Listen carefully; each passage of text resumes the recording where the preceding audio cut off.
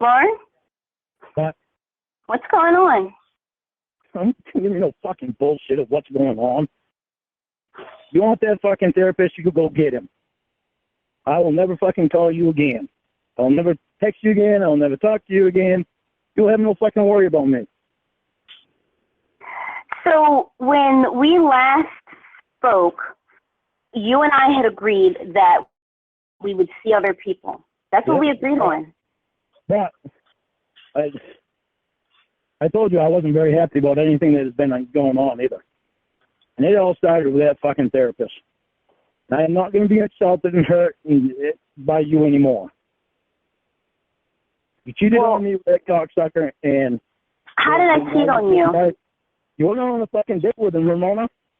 I can't tell if you're crying or what. You went on a date with him, and I asked you not to go. You disrespected me then. Wait. Are you crying? No, I'm not crying. I thought you were. Okay, continue. Then you disrespected me more by putting that cocksucker on a fucking three-way with me, and he flirted with him after he calls me a fucking loser. That guy is a fucking loser. He is one fucking royal-ass fucking loser. He's probably fucking painting off of daddy's money. That's how he fucking affords the shit he does. I don't give a fuck about his money anyway. You want his money, you go get it.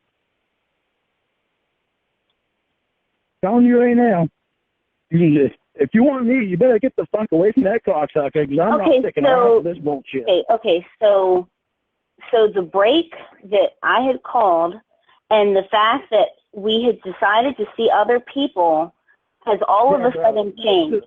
It's all of a sudden changed because that cocksucker's in the picture, and you put him there from the beginning. And I'm not playing the game anymore. I didn't know we were playing a game. I'm a changed person, and I'm not a fucking toy that's going to be played with. Who said that you were a toy? That's what you're treating me like, as a fucking toy.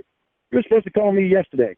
You didn't call me. Okay, Lorne? You call me today. The only reason we're on the fucking phone is because Emma called you, and because I was on three-way, and I didn't want Emma to have to lie to you. Okay, Lorne? That's the only reason you're even talking to me today. Otherwise, you would have been on the phone with the therapist. You know why? Because you called him first for support for something that was going on with you that you was upset about. And normally, you had always called me first before anybody. Okay, so do you imagine how hurt that makes me? Again, Lorne? He's not even your therapist. He's not even your therapist. He's somebody that wants to date you. Again. Professional from the beginning. I just can't get a word in edgewise. Okay, continue. Why not? The therapist does. You don't mind if the therapist cuts me off when I talk. He talks a lot, so he's like guys that talk a lot. Well, you're not a changed man, and here's how I know. Because when I said that I wanted to break... That therapist paint me as a bad guy in your mind anyway. You go by every fucking thing he said. When I said that... First of all, when he's on the phone, I defend you. Now, when but you also call him, and you don't call me. I don't call him. Yesterday, he came over here, and he cooked a shitload of food for me because he knows I can't walk. Yeah. That's what a friend does. No, he's not. He's going to be more of a friend to you, and you know it. Emma sees it. You're being blind to it. As I was saying, especially when he's come right out and told you. But here's the thing. So I'm supposed to be on the couch in pain. People are doing things for me. He's cooking for me. Bro is doing all sorts of things, cleaning up after me, et cetera, et cetera. And I'm supposed to have the wherewithal to call you to deal with the fact that every other day you say a different thing. And in the case of today, it's that, oh, well, I cheated on you because I said, let's see other people. And you agreed to that. Yeah, I told you I wasn't going to see anybody else. I told you to see other people, Lorne. What you told me and what I was going to do was two different things. I denied me because I'm in love with you. No, in my mind, it would have been cheating. But Lorne, this is not love. So I'm completely over you. It's considered cheating to me. It's Okay, not wrong. It's when you disrespect me as much as what I disrespected you before. Okay, so here's the and thing. You did it worse because you actually cheated on me and went on those dates. Okay, so you can go to Dunkin' Donuts to meet someone for sex, but because somebody came over... That was also when I was messed up, too. I'm not messed up anymore. Oh, so... You've never been around to see that. So randomly, you're not messed up anymore, but yet you're accusing me of cheating because somebody came over here to cook dinner for me. Did you go on a date with him? No. When I asked you not to go. I have not gone on a date with him. We went out to dinner. We've not gone on a date. You went out to dinner. He paid for it. He came and picked you up, dropped you off. That's a date, Ramonuh. Okay, and you went out to Applebee's. Yeah, but guess what I talked about? I don't know, but you went to Applebee's with you told me to. I wasn't going to go. You told me to. You told me don't stand her up, don't do that to her. So I went. Well, don't say that it's cheating. And you went over to the therapist's house that night too. I bet the topic of conversation at the therapist's house was not me. The topic of conversation on my date was you. Because I told her everything. Well then, Lorne, if it's over, then it's over. I don't want it to be over, but I'm not going to keep putting up with you fucking going to a therapist first over me after we've always gone to each other. I did not notice that. Shit is hurtful and it's very insulting to me. Well, you don't know. I know he's after you. Hey, Lorne, you don't know what happened today. No. You know why? Because you called him first and not me. I did not call him. My brother called him. My brother and I had a huge fight today. We never fight. It just doesn't happen. And we had a huge fight today. I'm going to read the text messages. Emma didn't say that you called her or that you called him. I'm going to read the message that Emma sent to me. Okay, Emma told you something. I'm telling you what happened. Well, I'm telling you, she did not tell me that you called him. Okay, I don't care what she said. I'm telling you what happened. Maybe she heard wrong. Maybe when I was... What? She said, hello, I just spoke with Ramona. She said something happened and she would be calling you this afternoon. I hope everything is okay. She was upset, did not elaborate. Other than that, the therapist is helping her through it right now. Yeah. My brother called the therapist.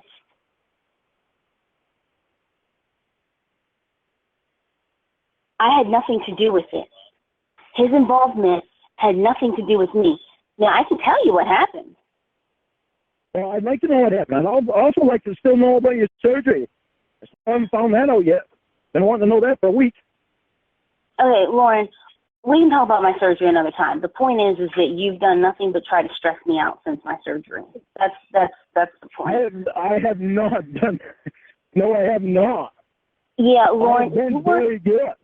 Okay, Lorne, very good. I've been very much wanting to have you and get better. That's why I haven't called you. I haven't even texted you because I don't want to bother you. I want you to be able to sleep. Okay, now here's my question. Now that you've said that beautiful... I didn't even realize me to text you at 11 o'clock. I didn't even realize it was 11 o'clock last night. Yeah, there's that. So, yeah. I'll tell you about that because I didn't realize that it was 11 o'clock. I got off the phone with Emma. I didn't even know what time it was. And I was so tired. I went to bed and fell asleep. Then when I woke up, I didn't even think to look at the clock. And I just texted you, letting you know that I'm here. But I still laid in bed because I didn't know when you were going to call. And you know that I had the phone there. And isn't it a crying shame that no cell phone on this planet has the time on it, Lorne? It does, but I didn't look because I didn't. Isn't it a crying shame? I was tired. I just woke up. Isn't it a crying shame that you're tired, you just woke up, but yet you managed to type me a coherent message after 11 o'clock, and I asked you not to text me or call me after 10. I've asked you that many times. It never happens. You don't respect that. I try to be honest with you about it. You try to be honest. I should have known that it was going to backfire in my face. Lorne, here's the thing. I am not stressing you out because I have not called you or texted you. Okay, so when I'm asleep at 11 o'clock. Didn't even realize that it was 11 o'clock. Okay, when I'm asleep at 11 o'clock and my phone goes off. I told Emma the next day that I didn't realize it was 11 o'clock. Huh? You see, that doesn't work. That doesn't work. I didn't realize. Maybe it doesn't work. Maybe it doesn't work for you, but I'm being honest, and that's what I care about. So, okay, yeah, I'm sure that this time that you're being honest, it doesn't matter to you. I'm being honest because if I would have noticed the time, I would not have texted you. But I was laying in bed and I just woke up and realized that I hadn't texted you, and letting you know that I'm right here whenever you're ready to call. Lorne. I did that, and I didn't even realize until the next day. Lorne, stop. Just stop, okay? What happened yesterday is not any different than what has happened every single week, at least one time, every single week since I asked you to not message or call me after 10. And that is that you messaged or called me after 10. Yesterday was no different. It was just another example of you messaging me or calling me after 10. So let's not pretend like this is, like this was such a different example of you disrespecting me. It's very much a different example because I didn't mean to do it. I didn't mean to do it after 10. I didn't realize it was after 10. I didn't even dawn on me what time it was. I just knew I was tired. I spent the last 3 days cleaning up around here and sweating my ass off. When I weighed myself today, now I weigh 183 pounds. I've lost a lot of weight in the last 4 days. I did weigh 195. What? I did weigh 195. In the last 4 days, I've been sweating my ass off, doing shit around here, cleaning up and shit. And Roy's 2 days helping me. I was sweating my ass off, cleaning shit up around here. I've lost a lot of weight.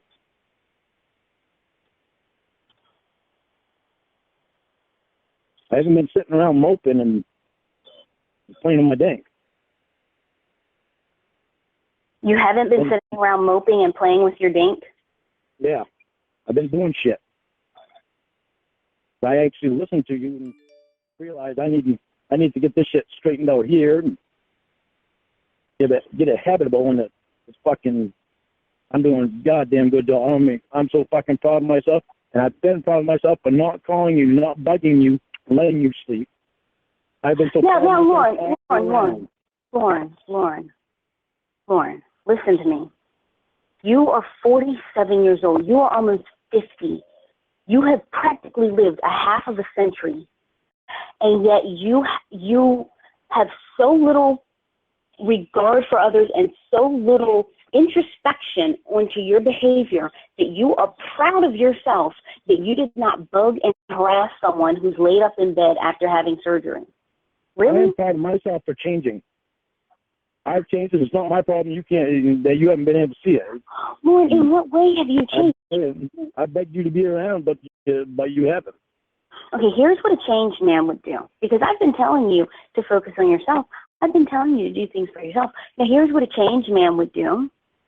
A changed man would see that me, Ramonuh, has friends here, not just a therapist. I have all sorts of people here who are doing things for me and taking care of me. And a changed man wouldn't zero in on one of those friends and start attacking her and accusing her of things, et cetera, and everything that you have done all tonight. That is not a changed man. I did not accuse you of doing anything. You said I did. I said what?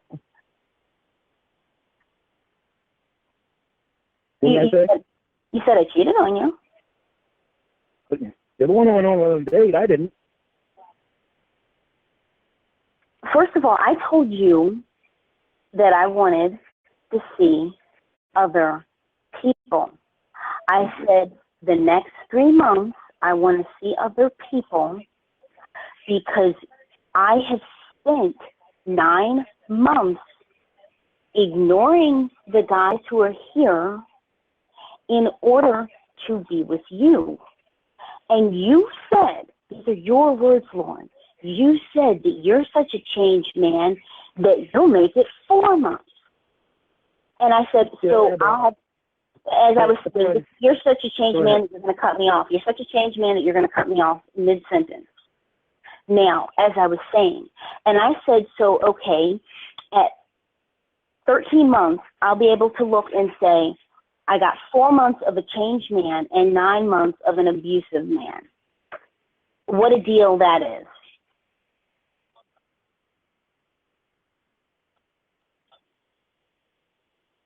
The only way you're going to be able to see if I've changed if you actually spend time with me. Well, I'm not there, so I can't do anything about what you do. It's all I can ask you to do is give me 100% of you again and watch the next 3 months. If you don't see that I'm changed, then tell me goodbye. Lorne, how am I? And I'll agree. Okay, Lorne, how am I supposed to see a changed man when you and I are talking right now, and nothing that you have said shows change? Listen, I did not bring the therapist in. You know what's sad is that I'm fine with the doctor now because he has not shown any disrespect. The therapist has shown so much disrespect, it just grosses me out. I'm on the phone. That did not help matters. Okay. Then I hear that he gives you a 5 or 10 second kiss. Okay, let me tell you something. Okay? And you feel his heart on a nice close hug. Yeah, I've heard all of that. Now, as I was going to say, I'm sure you're not concerned about what happened today that was upsetting because we've been at this for quite a while and you haven't asked. I sat here for 3 hours waiting for you to call me because you told Emma you were gonna call me and she told me. Okay, Lorne, as I was going to say, I'm sure you're not concerned about that because you have shown no interest in it, but I'm going to tell you what happened today. I had no interest. That's why I waited for 3 hours. As I was going to say. Oh, 3 hours. Long-term man. Now, as I was going to say. I didn't move from the phone because I was waiting for you. Okay. Now, can I get a word in? Yes, ma'am. I don't know.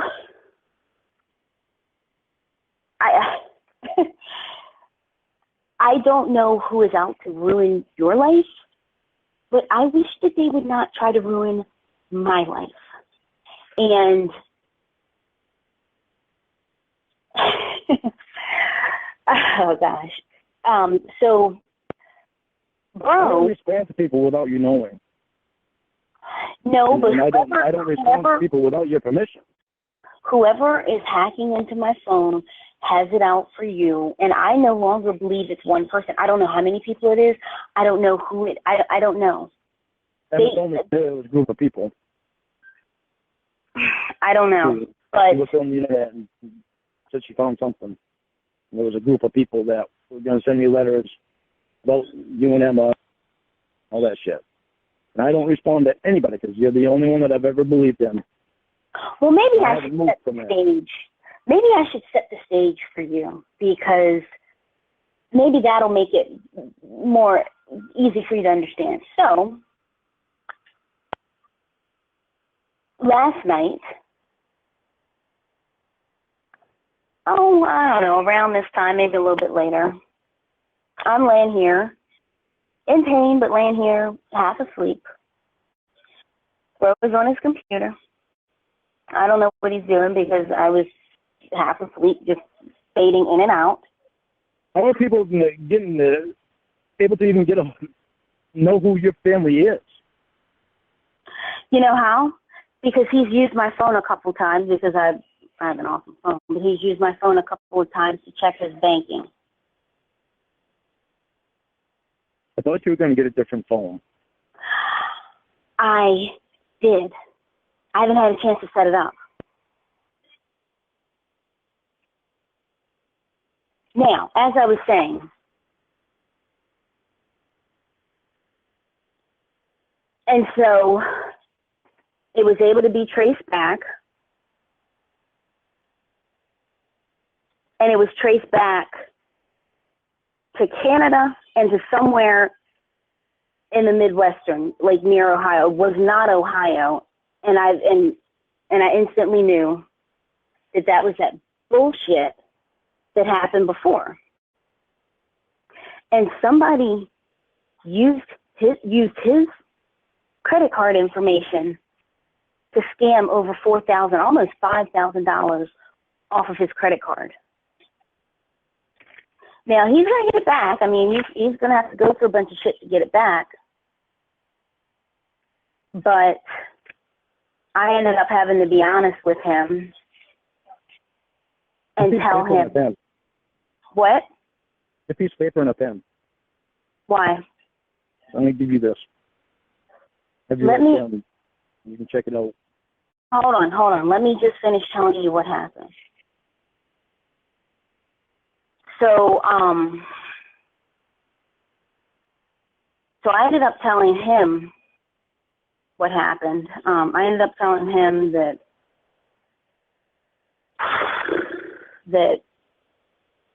it's affiliated with you. Like, not that you did it, but that it's affiliated with someone who hacked into my phone who's about to get you. I didn't do it. I don't do that stuff. It's not funny. Lorne, it's not funny. It's not funny. It's not funny. It's not funny at all. Because what ensued after... obviously I didn't do it. I don't know how to do that stuff.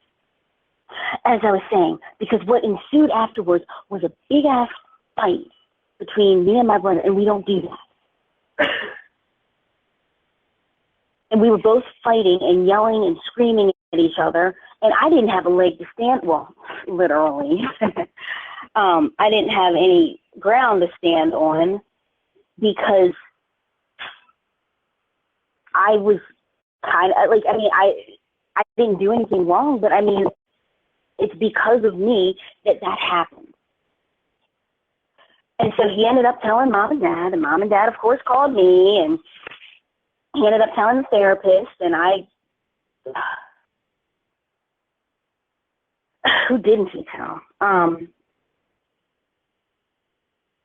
And now everyone is campaigning to get me away from you, but here's what I did. Because Bro wanted to talk to me and the therapist at the same time, I said that it would only be fair if you got to hear that, because I believe that, your name might be mentioned a couple times. They both want to talk to me at the same time. And so I said that, it would only be fair if you were there listening in. And, I will defend you. Anytime that, he says anything, I'll still continue to defend you. But if you want to have... I feel like it sometimes, though. You want to have... But if you want to have Emma on, then that's fine, too, because I know she defends you feverishly. That's up to you. That's not up to me. That's up to you. I believe in you. Because I asked... You're the one that I've only believed in, the only one that I've ever believed in. I asked him to... I mean, hey, you'll get to talk to my brother. I asked him, though... I asked the therapist to talk to me like a patient and or client, whatever, and to really help me navigate through this because of me, $5,000. But the problem was that he doesn't talk to you like a therapist. Because all he's thinking about is me as a loser, and he doesn't want to be with me. So he's not being what's the word I'm looking for? Biased? He's biased. The hell's the word I'm looking for? Who's not being? The therapist.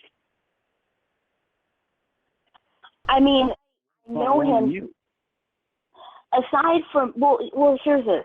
Aside from that, he's one thing that I've noticed is that he is able to separate that part of himself. He is able to say, "Yeah, I want her," but he told me before, if you end up with the doctor, then I'd be really happy for you. He's a great guy. I mean, so he's able to separate that.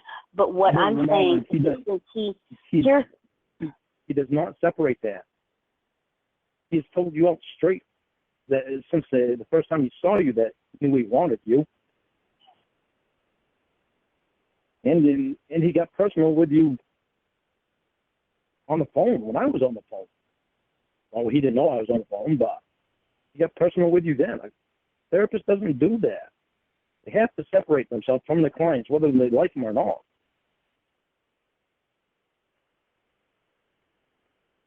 He doesn't have a biased opinion.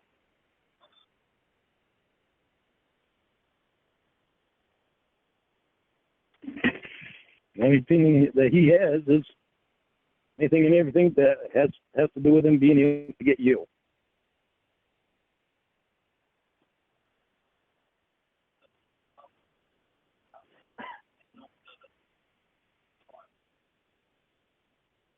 You want to clean the opinion, find a female therapist. Then you know that you're not going to walk in there and know that she's not looking at you in any sexual way or any I want her kind of way, and you might actually get a clean opinion. well, I have what I have, and But what you have is the opposite. no. Let me message my brother because I'm gonna have him call me, and I'm gonna have the therapist call me. All right, then I'm putting myself on you. No, not right now. They're not calling me yet. Oh, all right.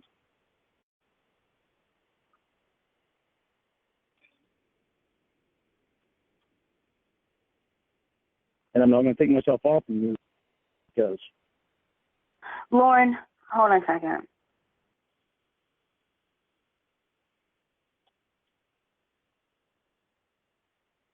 you never pen the piece of paper. Hold on. You can give me that address later, but hold on. Oh. Wait, hold on a second. What was I going to say? Okay, so he's going to call me in a few minutes. Lorne, this is my brother. This is a chance to. You know what I want you to do? I want you to have the therapist set me down more. Lorne, no, listen. Bro is probably going to call before the therapist does. So he's not even going to be, the therapist is not even going to be on the call. And when Bro calls, I want you to, since it would just be the three of us, I want you to tell him, make him feel better about me being with you, and I will defend you. How am I supposed to do that? All I know is the person I am now. Then tell him. I was before was a messed up person. Then tell him. If it weren't for you, I wouldn't be the person I am now. Okay, so then tell Bro who you are and tell him that. Actually, talking to you, to one of your family members, I'm more nervous than I would be talking to friggin' Abraham Lincoln. Well, Abraham Lincoln is dead, so I think you could do that pretty well. I'm related to him, too. I'm related to Abraham Lincoln. Wait, hold on, say that again? I'm related to Abraham Lincoln. What? My aunt does genealogy, and she found out we were related to Abraham Lincoln. How? Distant relation, obviously. I don't know exactly how, but she's been doing genealogy for probably 30 years. And it was, I think, like 20 years ago, she found out that we were related to Abraham Lincoln. What? Yeah. Isn't that awesome? So, very proud of that. So you are related to Abraham Lincoln? Yep. On what side of your family?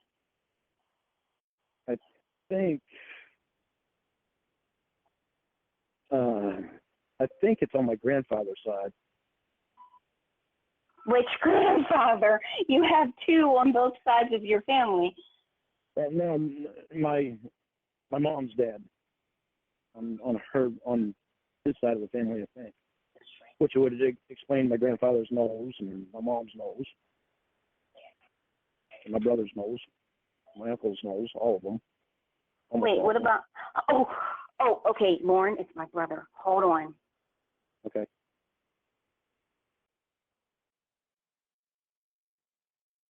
Lorne, my brother is on the call. Okay, so, Ramonuh? Hi. Hey, bro. Who's this? Hey, Ramonuh, what's going on? Nothing. I want to say, I'm gonna try not to cry. What's going on? I'm gonna stay at Mom and Dad's tonight. And I'm so sorry about everything that. About my fucking credit card and all my money. Mom and Dad are fucking freaking out. I know. Freaking out. I know. And I'm like down in the basement. They're upset. Oh yeah, upset's an understatement. Please don't be upset. What are you doing? What are you doing with this guy? He's stealing our money now? No, listen. No, he didn't. Listen. It was somebody who hacked into my phone who was affiliated with him. Oh God, this isn't sounding good. It's not. They weren't affiliated with him. Make up your mind. Were they associated with him or were they not? Lauren. Don't yell at me. You never yell at me like this. Don't start now. Just, Lauren, tell him that you're a good guy and tell him that everything's going to be amazing. And just tell him. I'm a good guy now because of what Ramonuh's helped me with. It's not me. I don't steal, and I didn't steal anybody's money, and I don't know. You don't steal. Who stole my $5,000? I don't know. I have no idea. I keep getting letters in the mail that tell me that Ramonuh and Emma aren't real and that they're playing with me. And what's Emma? Who's Emma? Ramonuh's real. She's my fucking sister. Who's Emma? Emma is the girl who introduced. TJ knows her. Emma is the girl who introduced me to Lorne. Another person I got to put on my Christmas card list, huh? So, Lorne, you don't know who took my money. You don't steal. You're a good guy. I don't steal. I've never stolen in my life. The letter that I had, that I got, has the address on it. First letter I've gotten where somebody put the address on it. Give me the address. That's what I was just about to do with Ramonuh. I was give her the address. No. Lauren, give me the address. Give me the address later. I'll get it to you. Bro, God, I've never heard you like this. Why can't people just be honest? I know everybody's mad at me, and Mom and Dad are so upset. I'm not used to anybody being this mad at me, and I know everybody's mad at me. Mom's going to give you a good kick in the pants for this. A good kick in the pants. I just want everybody to get along, and after what happened with when they found out about me and Lauren's past,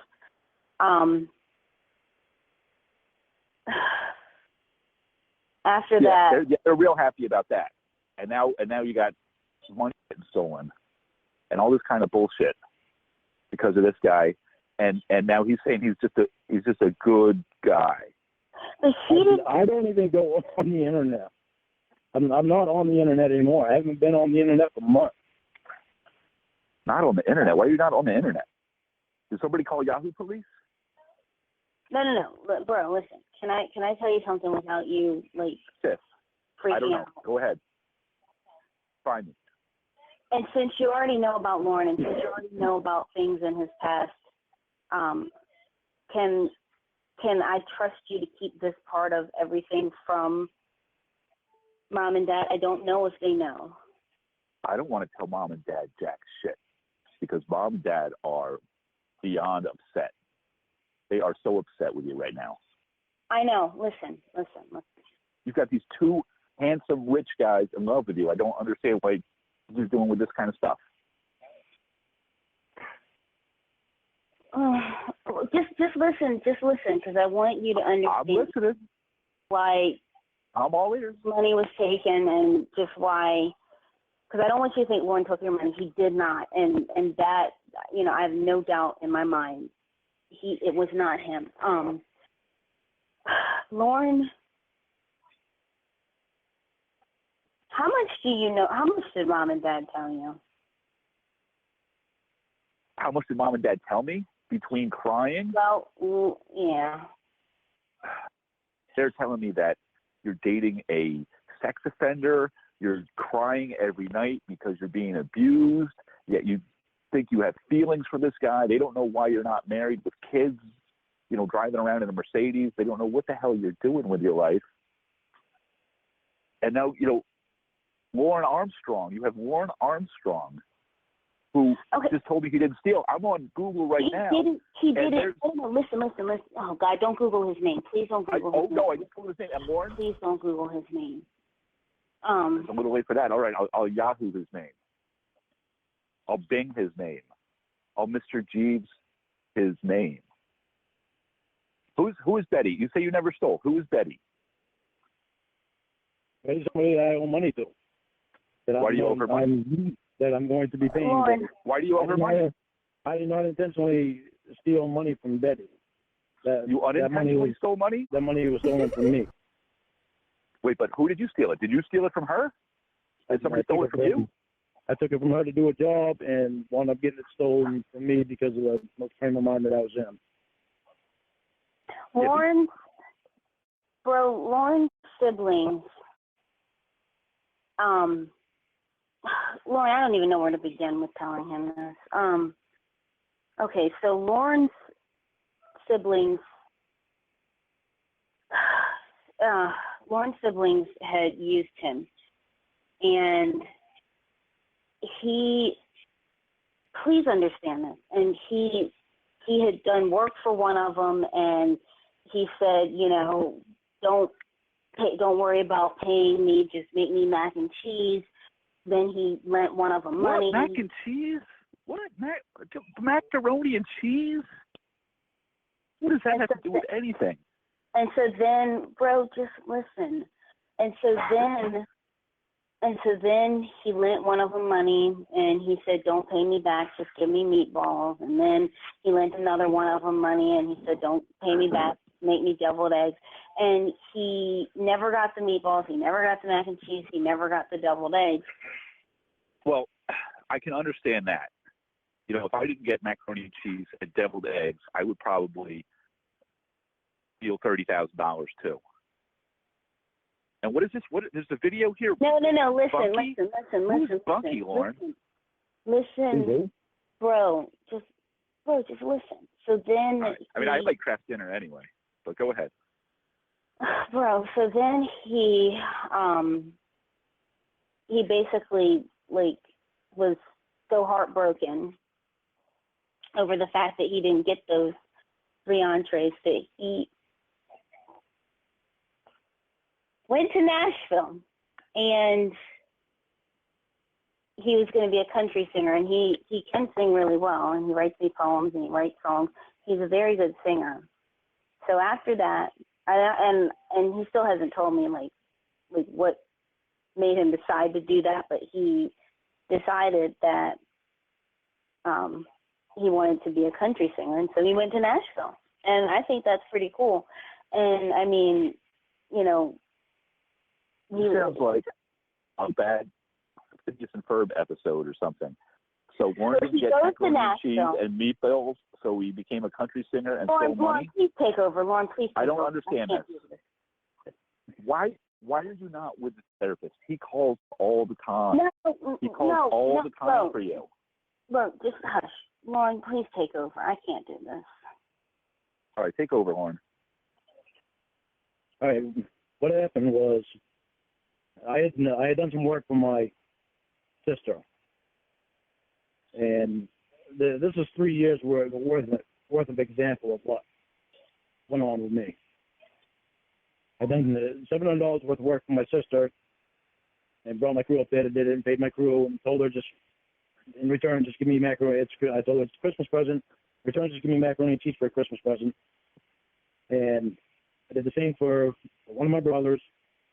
I told him in return, have your wife make me some deviled eggs. I did the same thing to another brother. Gave him $425 for heating oil. Told him in return, your wife just made me some meatballs. And I never got the meatballs. I never got the deviled eggs. I never got the macaroni and cheese until the following year. He didn't give you meatballs. Why not? You did all that work. They didn't pay him back. That's the way my family was. That's the way my Not family even was. I didn't not even one meatball? These were people, that's all I wanted. Just gratitude for helping them out. Okay. That's just I'm the starting way to see they now. are. They didn't show any appreciation. The following year, my sister brought down a pot of macaroni and cheese and asked me for $500 to get her kids Christmas presents. I gave her $500 and I told her just do the same thing, eat macaroni and cheese, and just don't make. So you just eat. came to get something to eat? Evidently, that was too much for my family. Then my sister told my mother that I was trying to buy their love. And Did you have your lawyer bring this up in court that they didn't give you food? No, he didn't sue them, but he doesn't talk to his siblings, and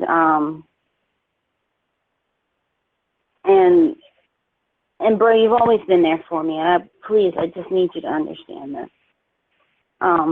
Usually you have good judgment. I just don't see what's going on. Now we're starting to get scammed out of money.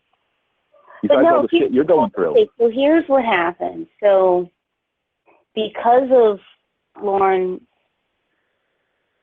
not getting those things, it really. I know they should have let him keep the pizza and everything. I mean, it's unbelievable. This is unbelievable. Well, because of Lorne not getting those things, it really messed him up, and so he. I sold my house for $30,000 after I had over $60,000 into it, which I bought my house off my brother that I idolized for years, and I gave him $20,000 down, and everything was supposed to be paid up, and he was I found out a couple months after I bought the house that he was $2,500 behind the taxes and $6,000 behind the payments, and it didn't stop there. There was 3 years worth of that stuff. Then, all right, so I understand now. So you left that job with Betty, and you took that money because you didn't have food. I get it. You got no appreciation in food. No, I took the job because I intended to do the job. I didn't intend. So what happened? I didn't intend to get screwed out of money, and I wound up getting screwed out of money by people I cared about. Lorne, right? Lorne felt that because he got the money that Lorne felt that because the money that this lady Betsy had given him got stolen from him, that he didn't have to do the work for her. And so Lorne didn't think that.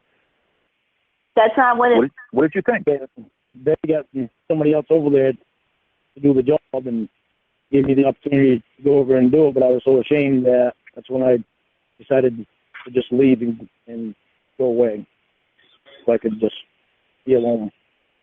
And so he went to Nashville to be a country singer. And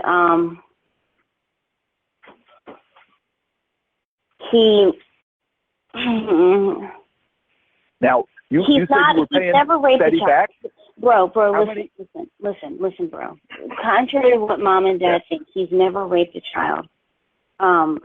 He, at least not that I know of. Lorne, I don't. No, I never have. Lorne's never raped a child, and like mom said, some snide remark when I came in about something about you're dating a rapist or something. I didn't listen. She's had a bunch of things to say, but anyway. But the failed rapist. Well, no. Well, he didn't rape a child. Well, right. He didn't, like. What happened was he was really upset, and he was really upset, and he was really lost. That's the word, Lorne. Lorne was lost.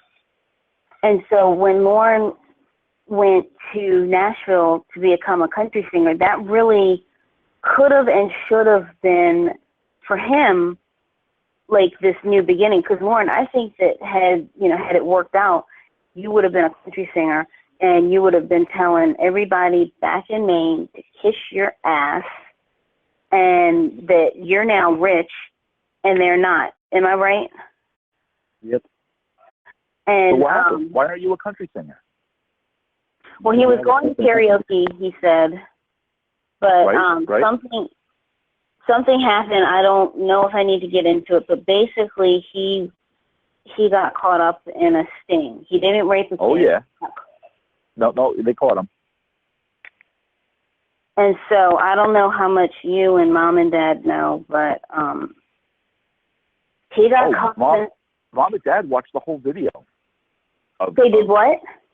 That whole video of him like sitting in the chair and getting the butt warmer going on and smiling at that girl Kayla. What was her name, Lorne? Kayla Marie Moore or something? And and then getting the whole, tackled by the police and all that. They've seen all of that stuff, and they don't know what to do. How are they going to bring him out to the club? They did. Oh, gosh.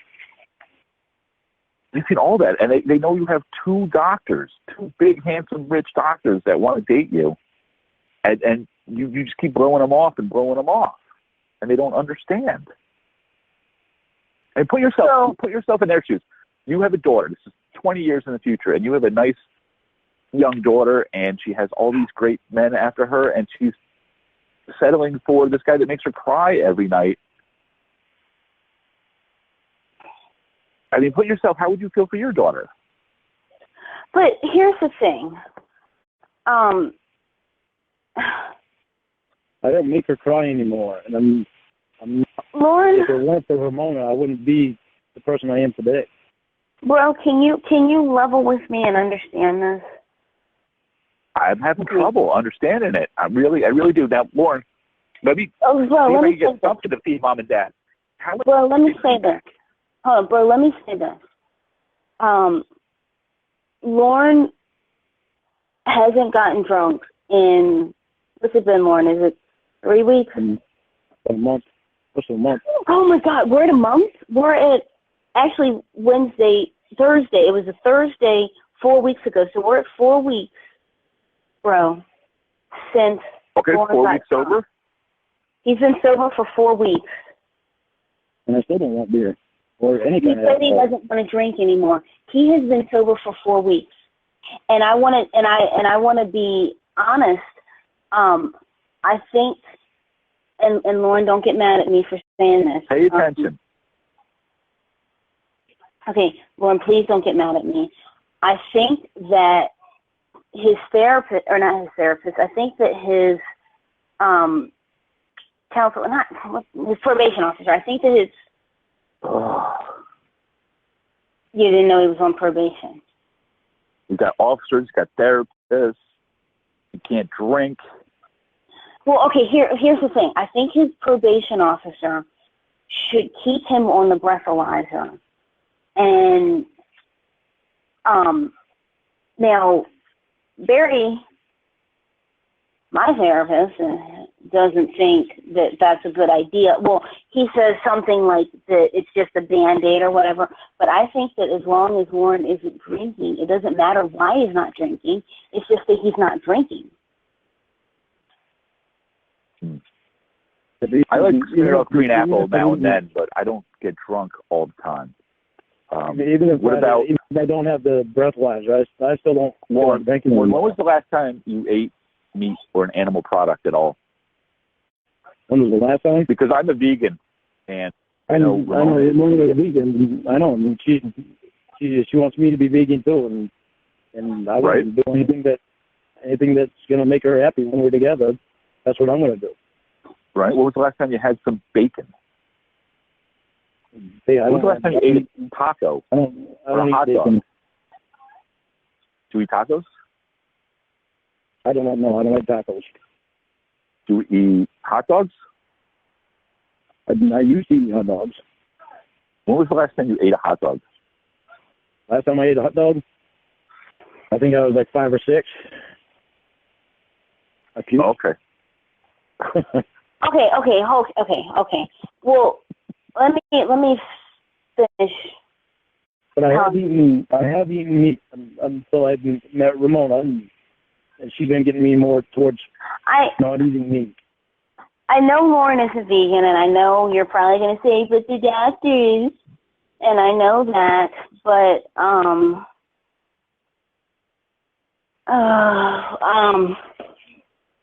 so anyway, so Lorne got caught in a sting, and oh yeah, I know. Yeah, and so he has a probation officer, and he and so she works to make sure he's sober. But anyway, I saw that. We were watching that. There was that episode. There was Lorne, and then there was that guy. What's his name? Dustin the Grazer or something. The guy with the cane. You know something? I just remembered something.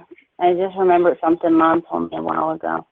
And I had forgotten. I didn't think of it until I actually had told Lorne this, but I didn't. It wasn't important information until just now. But I remember Mom used to watch that show when it was out, and I told Lorne that, and I said that she probably saw him, but I mean, she didn't think anything, like, you know what I mean? Like Lorne, there were a bunch of people on the show, so when my mom watched that show and saw you, she saw a whole bunch of other people, so you didn't stick out to her in that. The whole Green Squad was there, the whole Bowling Green Squad. With Lorne and Dustin and that big tall weird guy and that guy that thought he was a cop and they tased him.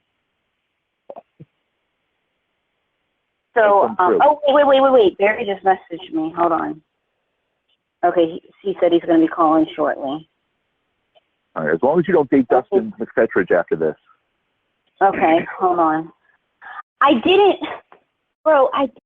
go, well, damn it, Lorne, I can't even say I didn't go, like, scouting, like, I didn't go looking to date a registered sex offender. Like, did you go through that whole episode and just call everybody? Did you call, like, Michael Patterson? Did you try to date all of these guys on the show, and then Lorne was the only one that answered your call? I don't know how this happened. No. Did you text the whole Green Squad or just Lorne? How did you find him? Just me. Texted just me. All the stuff that's going online. Are you sure? Are you sure she just texted you and she didn't text the guy with the cane that wanted to sniff the underpants? Lorne, I'm quite positive because I believe in her. I just don't understand. Where did you get her number? How did you text her? I didn't text her. She texted me. How'd you get his number, Ramonuh? God damn it. Lorne, if you don't say it, I'm going to have to. How did you get the number? I don't understand. Brother got it from Emma. Your half brother got it from Emma. Your half brother got it from Emma. Yeah, but TJ got it from Emma, but... Because you saw him on the show and you thought he was handsome? No, just forget about that. Just forget about How did you get the number? How did you find out who he was? You saw stuff online. Tell the truth. Don't make me tell Lorne what you did when you were 7. Because I'll tell. I'll tell. Lorne. Go ahead, tell me. Oh, God. I'm about to tell. Okay, shut up. Let me just tell you. Oh, God. So this is what I love, bro, because even though we're angry at each other right now, we can still have back and forth banter. Lorne, Lorne, when Ramonuh was 7, Okay. I'm gonna tell him. I'm gonna tell you. Bro, be quiet. Bro, okay. I saw his registered sex offender profile and I messaged him. What? I thought you saw me online.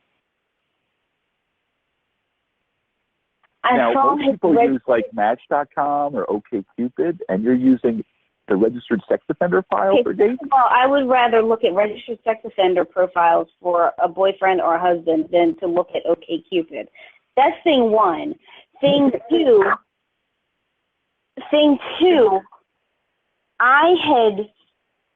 Mom was talking about this show, and she was just like she was just amazed. This was like roughly maybe about a year ago. Mom was talking about the show, because like I think like Daddy had gotten it to her for her on DVD, or like she was watching episodes online. I don't know. She was doing something. She was watching the show, and she had just mentioned it to me and said that I need to watch some of the episodes. I need to watch, just because it would be entertaining.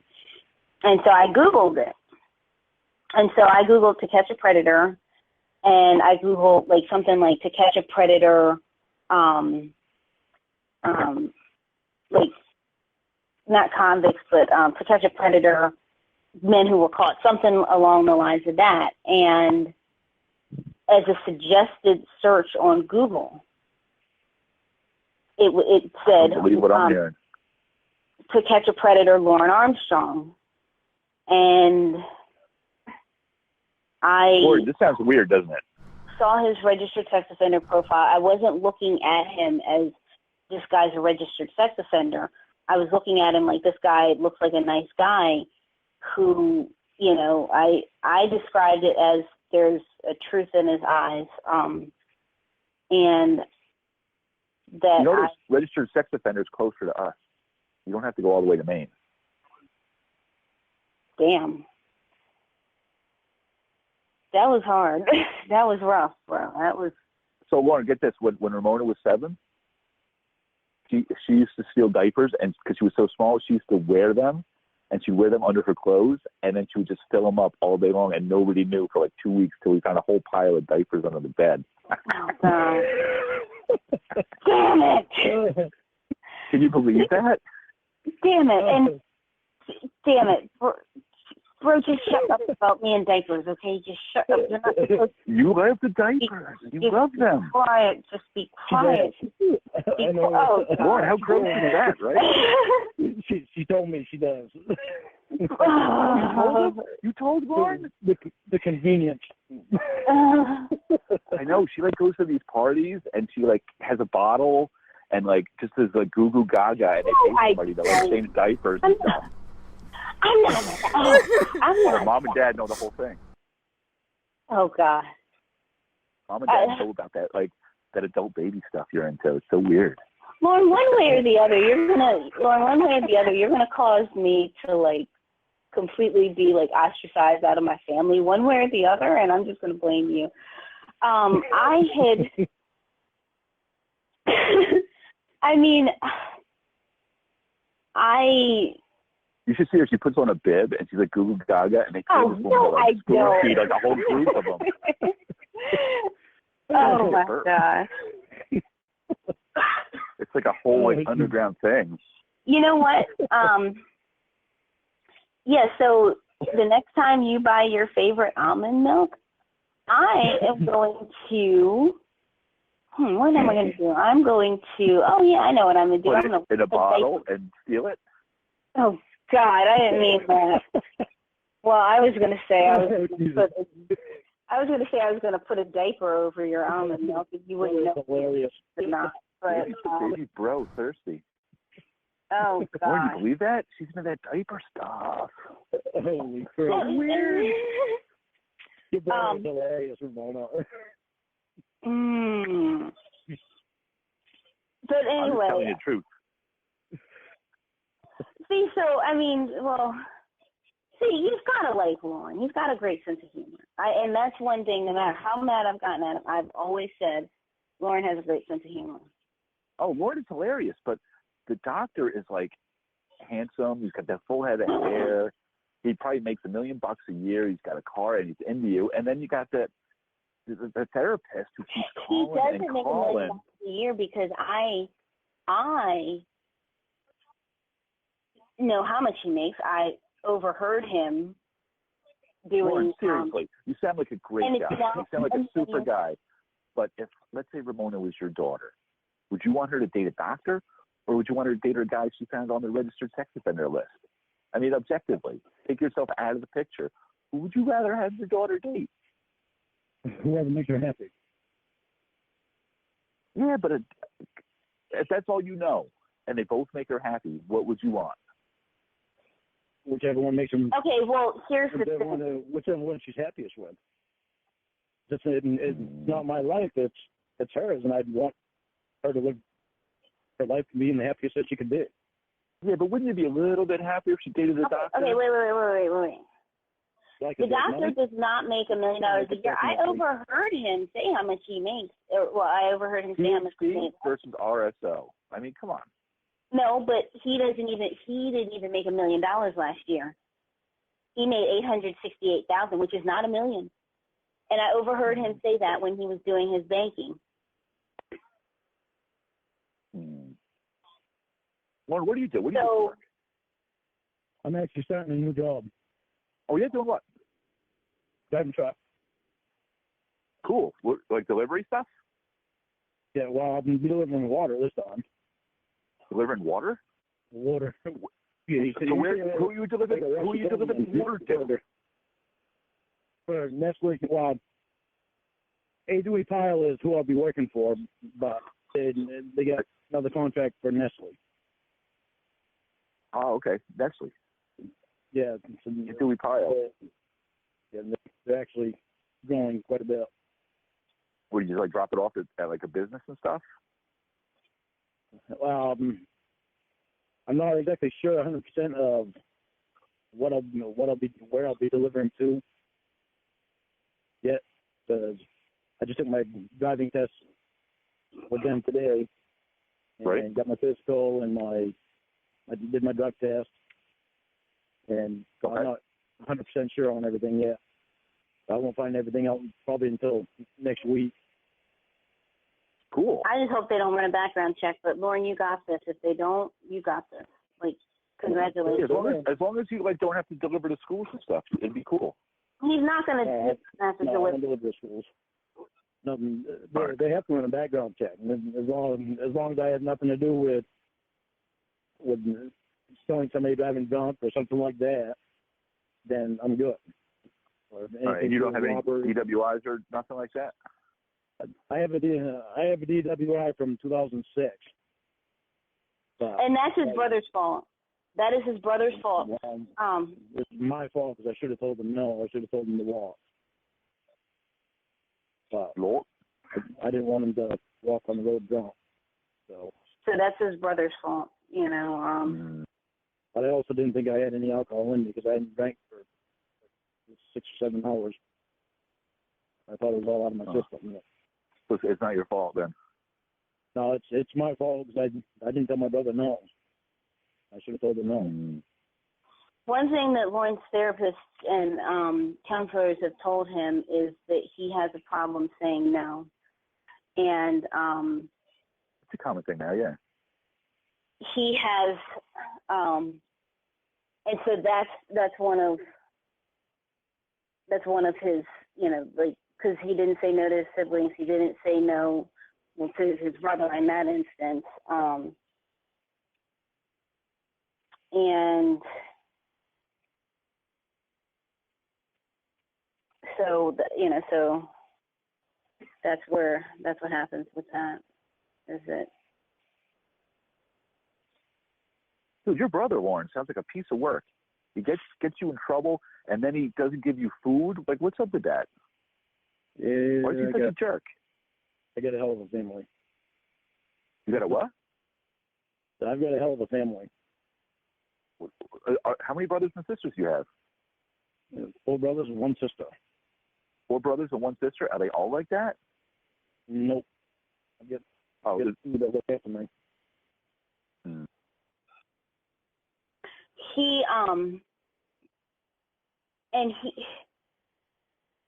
His one brother, Lorne, I don't know if this is the one who you drove home, but his one brother has like a handful of DUIs. No, that's not the brother that I drove home. Oh, that's not that one? No. I don't know. Lorne seems like a good guy, but I'm still thinking one of those 2 doctors might be better. I'm sorry, Lorne. I'm just looking out for my sis. I understand. All I want is a fair chance for you to actually get to know me. I mean, you got a burrito and you got like a whole steak dinner, a vegan steak dinner with seitan and stuff. I mean, what would you choose? I would definitely take the vegan steak dinner. See? And that's what the doctor is, a vegan steak. And you're kind of more like a burrito. Like kind of, wrapped up and doughy. I'd go with the vegan steak. Just my 2 cents. No offense. I would go with whatever Ramonuh wanted me to go with because all I care about is her being happy. And he's not a vegan anymore. If he wants me to be vegan, if he wants me to be vegan, I'm going to be vegan. And it doesn't bother me. It's food in my stomach. One of the things. Well, maybe we could be. I mean, I'm going up to Augusta in October to see a Cancer Bat show, and I'll be candid with you, Lorne. If you want to meet up, maybe we could, meet up and, grab some salads. Whoa! Stop the presses, pull the curtains, and reveal yourself, bro. I'm shocked. Yeah, we could talk some salads too. Pull the curtains back and let me see who I'm talking to. That surprised me, but this is. But I'd love to meet you. All right. Well, we'll have to hook something up. Who's calling you? Barry. Oh, Barry. Barry's good. Barry talks a lot, but Barry's a good guy. He talks well. I'm gonna put myself. He does, right, Lorne? No, don't stop. He talks in extreme amount. He does. Yeah. Okay. Yep. Hey. Hey, Barry, you're on. Hey, Barry. Yeah, it sounds. I don't know where it is. What the hell? It sounds like I'm on the party line. What No, are we it's doing Danny. here? I'm Ramonah's brother, Danny. We met. How you doing, bro? Yeah. Hey, well, Lorne didn't know your name, so now he does, I guess. But so Barry, a lot has happened. A lot has transpired. Yeah, you bring me on the party line. It sounds like a lot has transpired. Did I hear? I heard Lorne's voice too. Yeah, Lorne's on. What's up, stupid? Flo and I are not arguing right now, but we've been arguing all day because of everything that with the money and whatnot, and it was almost $5,000. I'm trying to explain to him that it was not Lorne who took his $5,000. It was people who hacked my phone and took his information because he's used my phone many times to do his banking and stuff like that, and so they got his information. You know what's the strangest thing, Ramonuh? You remember that time before you were talking to Lorne whenever your phone got hacked? Oh, I'm sorry, that never happened before you started talking to Lorne. It kind of makes me wonder. Whenever is affiliated with Lorne. It's not Lorne who did it himself, but Lorne, as I guess you and Bro know, has a community of Is a thief? He calls them weirdos. Oh, No. He has a community of like, he has like a, I don't know, Yeah, Lorne, I don't know if you call it a They're like posse. fans. He's got fans. That's That's the something. church fans. thing. It's the church thing. And one The of his internet. fans, well, here's One the of the thing. guys is even like the Pope. He's like the Pope of the whole Church of Lorne. How crazy Yeah. is that? It's stupid, man. His That is videos are so all the whole thing is really weird. I'm not, but I will say this, Danny, and Ramonuh doesn't like to spend a lot of time looking at that stuff, and I've tried to kind of get her to take a look at those things with me. But it's a strange, that whole scene is really weird. It's off, right? They're all crazy, but I got to be honest. I've gleaned some interesting information about Lorne from some of those videos. Please don't reveal anything. Well, look, Please that all don't. depends. I mean, Danny, what do you think about Lorne? What do you think about Lorne? Well, I've never Based talked to on Lorne before what today. you know. Okay. Lorne sounds So- like he's cool. He's funny. He's got his own fan club. I like hearing him laugh at the diaper stories. Sorry, I don't know if Barry knows. That's all. Don't worry, Barry, about that stuff. But I'm trying to tell her that, dude, you call her all the time. You're so in love with her. Ramona, I don't know. Well, I'm sorry to get involved in this, but I don't have a filter. And I don't know if you know about the other guy. There's another doctor out there that's all over her, too. Yeah, sure. She went from PhD to RSO, and I just don't understand. And mom and dad are just going ape shit over. Well, hey, listen. As long as we're comparing proverbial dick sizes, I've spent my life studying the works of Freud, and Lorne spent his life studying fraud. So, if we're going to compare one guy against another like that, I'll put my credentials up against Lorne's. You heard what he said, or maybe you didn't hear when he told he didn't get food. He did all that work for his brother and sister, and all he wanted was some dinner. Are we back dinner. to we're back to the meatballs again, Lorne? The meatballs. Is that what you pulled out from he did all this work and he didn't get a meatball. I mean, no, guys, but he didn't get the meatballs, the mac and cheese, and the deviled eggs, and that upset Ramona, him. And you know what a dear you are to me, Danny. What I know about you, you're a good guy. You know that I think the world of your family, and I've really enjoyed getting to know your sister. And when it was a wonderful experience. They're wonderful people, and obviously they raised some great kids. So they're fine people.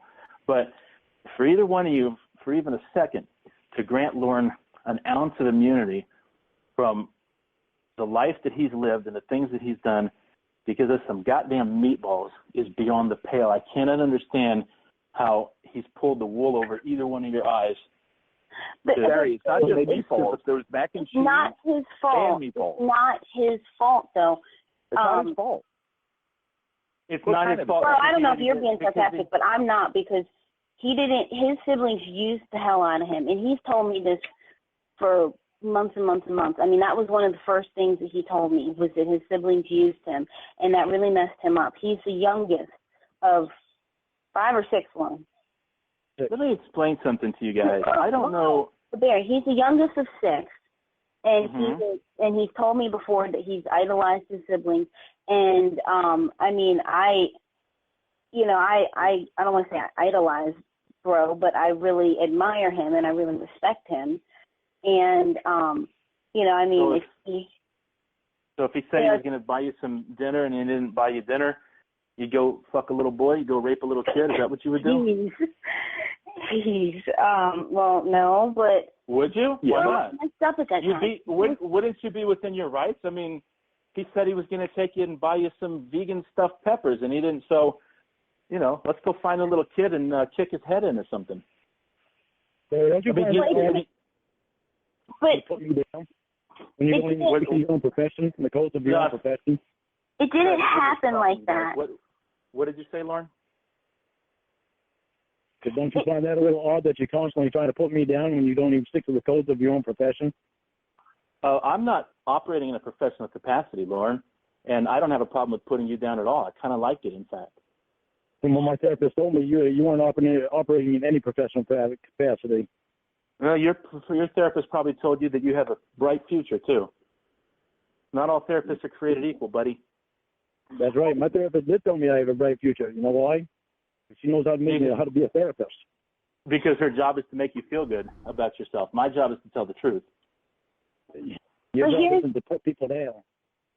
I call it like I see it. I call it like I see it. Let me ask you a question. You don't listen to people because you talk too much. I'm listening to you right now, and all you're saying is, I want you to stop putting me down. It's just like we said in the last time I talked to you, Lorne, and at the end of the call you kept saying, Barry, you're a loser. Barry, you're a faggot. Barry, you're a loser. So in the first place, I do that because what did you tell Ramonuh? You told Ramonuh that I was a loser. You did it because you're a professional hypocrite. So it's all right for you to do it. But let's focus in on that for a second. Why don't you tell me what makes me a loser, and then I'll get my turn to tell you what makes you a loser. And Danny can hear it, and he can be the judge. How about I do that? I got an open mind. I don't know. Yeah. How about I do this? I don't want to talk because I don't even like talking to you, Barry.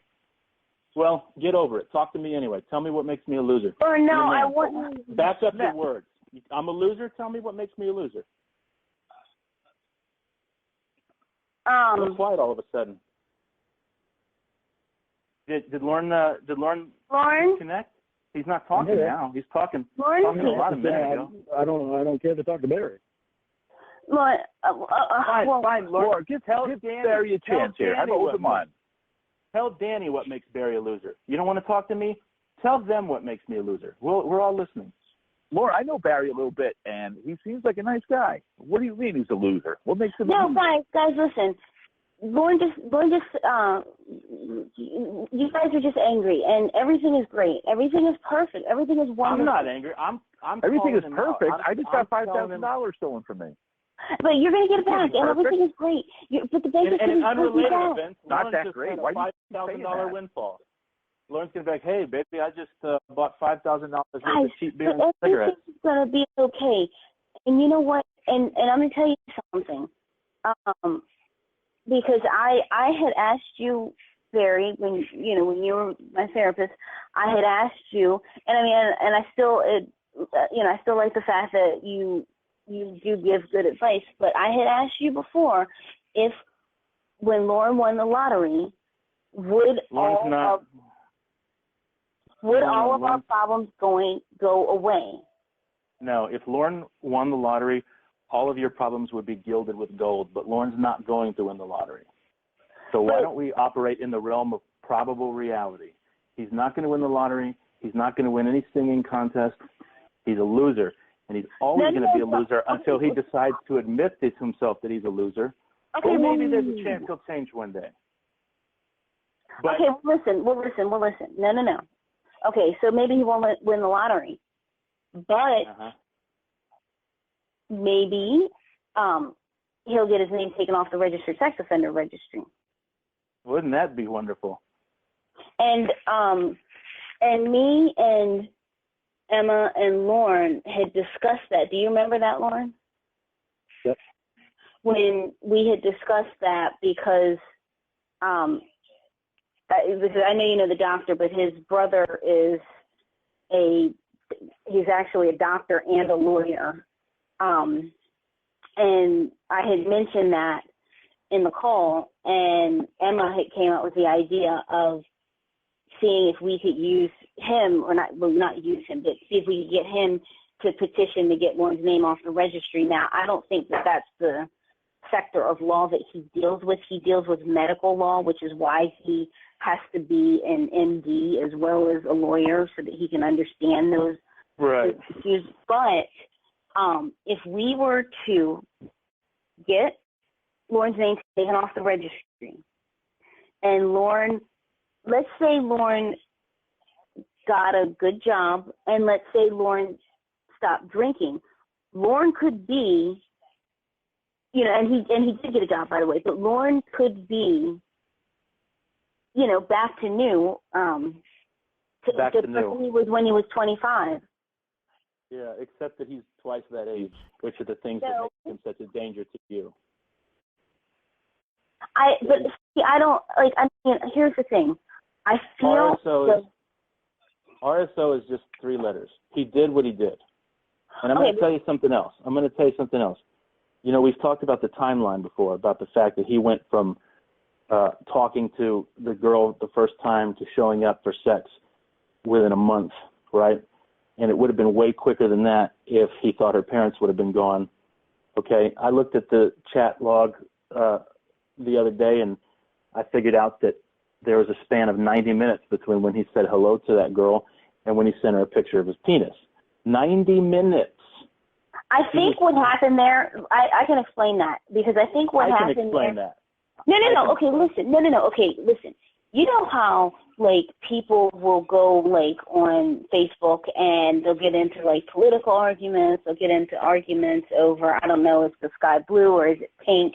And they will say things that they will say things that they would not say to each other face to face.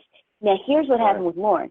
I do not believe that if Lorne were talking with a 13-year-old or whatever face to face, that he would ever just whip out his penis after a 90-minute conversation. I think what happened is that Lorne kind of got into, you sound like you don't believe me, but I'm going to keep saying what I'm saying because this is the truth. Lorne, tell me if you agree. I think that Lorne kind of got into a mindset where it wasn't real, where he was just, almost like he was typing and just, on autopilot. Because Lorne, you wouldn't have shown a 13-year-old your penis in face to face after 90 minutes. No, that's the kind of thing. That's the kind of thing you work up to. And we were watching that episode with Mom, and that other guy. Hold on, one at a time. The other guy wanted to have the girl wear her underpants for 3 days, and then he wanted to sniff them. Like Lorne didn't want to sniff. Wait, Lorne, you didn't want to sniff old underpants, did you? Nope. No, he just wanted to sniff young. He wanted to sniff young pussy, which is worse. But Lorne, am I right in what I said earlier? Yes, you are. Told you. Yes, you are. Okay, great. Good. Wonderful. Okay, so that's the story he's going with tonight. Fine. Let's lock in on that, and let's unpack that a little bit. Well, okay, let me just finish it. So he would not have shown a 13-year-old. No, what I'm saying is he would not have shown a 13-year-old his penis after a 90-minute conversation if they had been face-to-face. That's very admirable. But let's question the judgment of a man who decided that because he wasn't face-to-face with a 13-year-old girl, it was a reasonable action to send her a picture of his penis. And let's ask ourselves this. He never even meant to do it. Well, he did it. But he didn't mean he didn't want, he did, no, but he says he has always said he does not want to go to that house.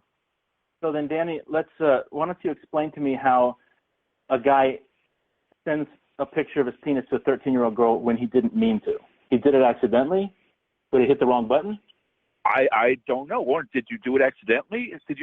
Why did you send her penis pictures? On behalf of I was messed up. He was messed up because of his siblings using him, and he wasn't a great the meatballs. Meatballs. Because a year before somebody didn't give him the macaroni and cheese, he sent a picture of his penis to a 13-year-old girl, even though he didn't mean to. It sounds stupid. I understand. Now, but put yourself in Lorne's shoes. Now, there's no but is needed after that thought. It sounds stupid. But when you understand, like with Lorne's position, now, Lorne, I stand behind you, and and I defend you and everything. The only thing I'm not sure about, and you can correct me if I'm wrong, is if you were intending on having sex when you went to the Sting house. That's the only thing that I can answer that. No, let Lorne answer it. Oh, okay. No, because I didn't intend to go there. He didn't even try to go there. He was trying to go to the Burger King, and instead he ended up at this house, and he was like, well, maybe this is the Burger King. They didn't put the sign up yet. Is that what happened there, old Lorne? Oh, I forgot. Let me explain it. Let me explain this to you, Barry. He's ignoring me like a mature adult. Let Lorne explain. Right. I did what I did, and I paid my time for it. Sure. I have no reason to explain anything to you, Barry. technically you don't, in the sense that I'm not in a position of authority over you. Not only technically, but in any other manner, I have no reason to explain anything to you, Barry. That's fine, but I am entitled to try to shed a little bit of light on the situation so that Ramonuh and her family can understand you for what you are. And as her friend, that is my duty. The problem is that you've been interested in Ramonuh since the first time you've seen her. Oh, is that the problem? You automatically should have said I cannot be her therapist because of the fact that I have an interest in her that is not professional. Well, you're speculating on my interest in her, and you're out of line in doing so. But I'm not her therapist any longer, so the fact that I was her therapist is completely irrelevant to what we're talking about now. I'm speculating because you are the one that said it.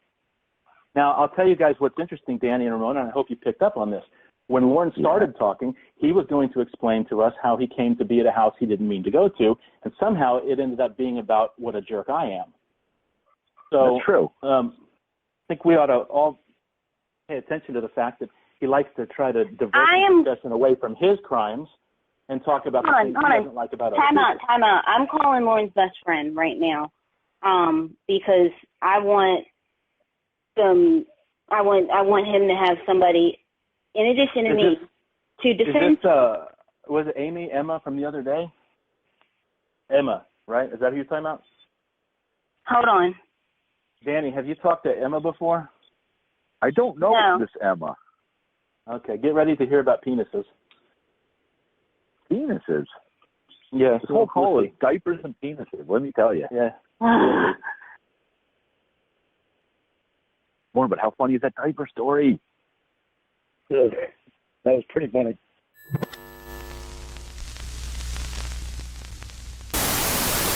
Listen, Danny, if you change your mind and you decide you want to send her one and you don't know the technical details on how to do it, just ask Lorne.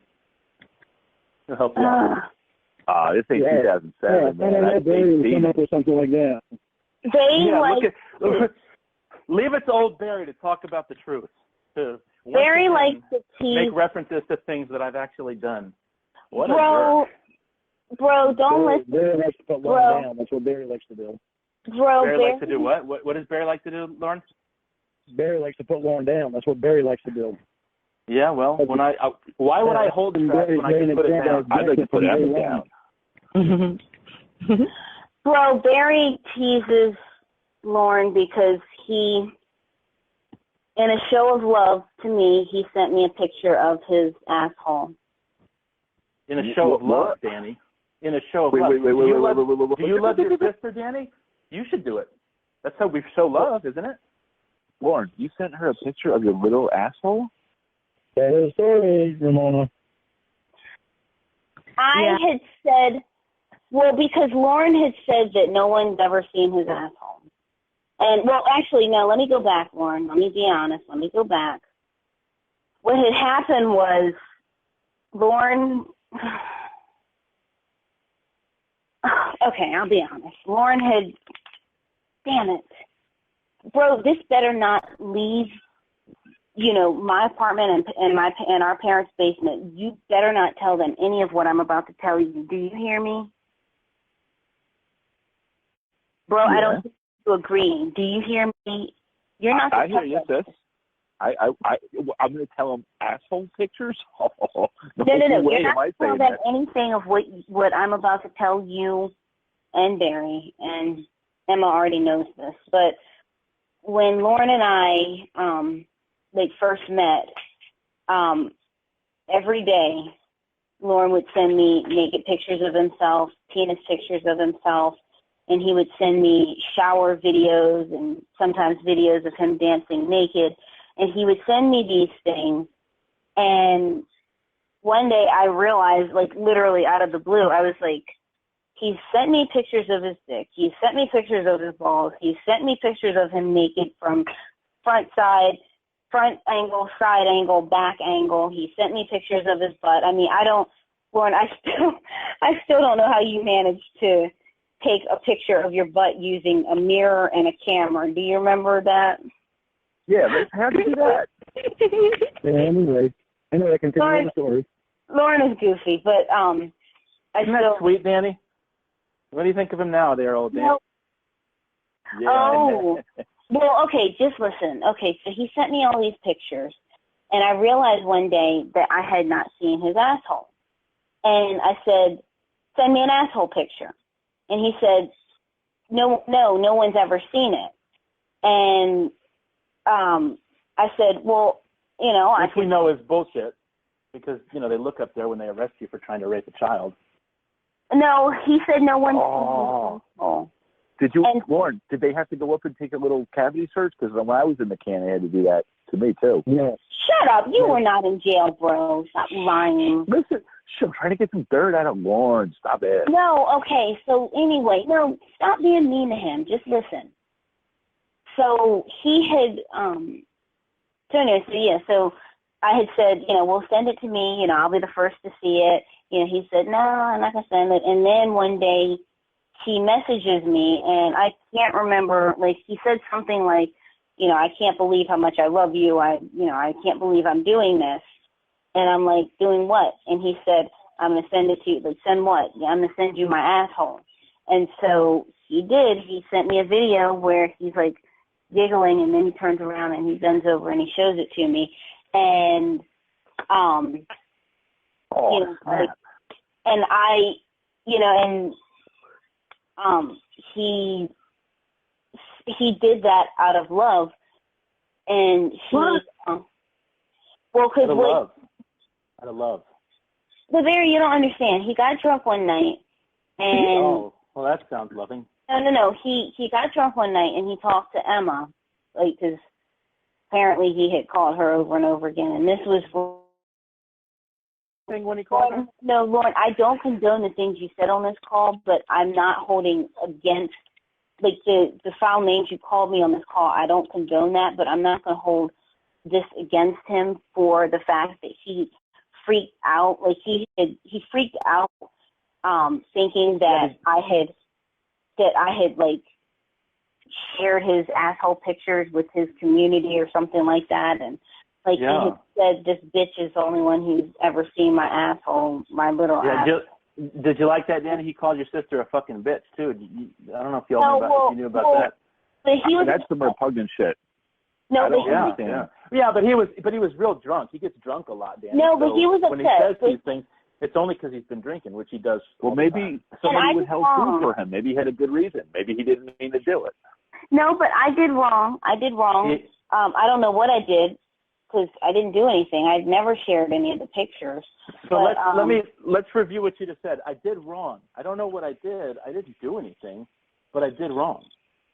So does it seem like a reasonable arrangement for the girlfriend to blame herself and say, I did something wrong, when the guy gets drunk and calls her a fucking bitch, and asks another girl for pictures of her privates and her breasts? But he was drunk. Yeah, but come on. He was drunk, though. In Lorne's defense, though, Emma is a grown woman, so he waited a while. He didn't do it after 90 minutes the way he would if she had been a 13-year-old girl. But he was drunk.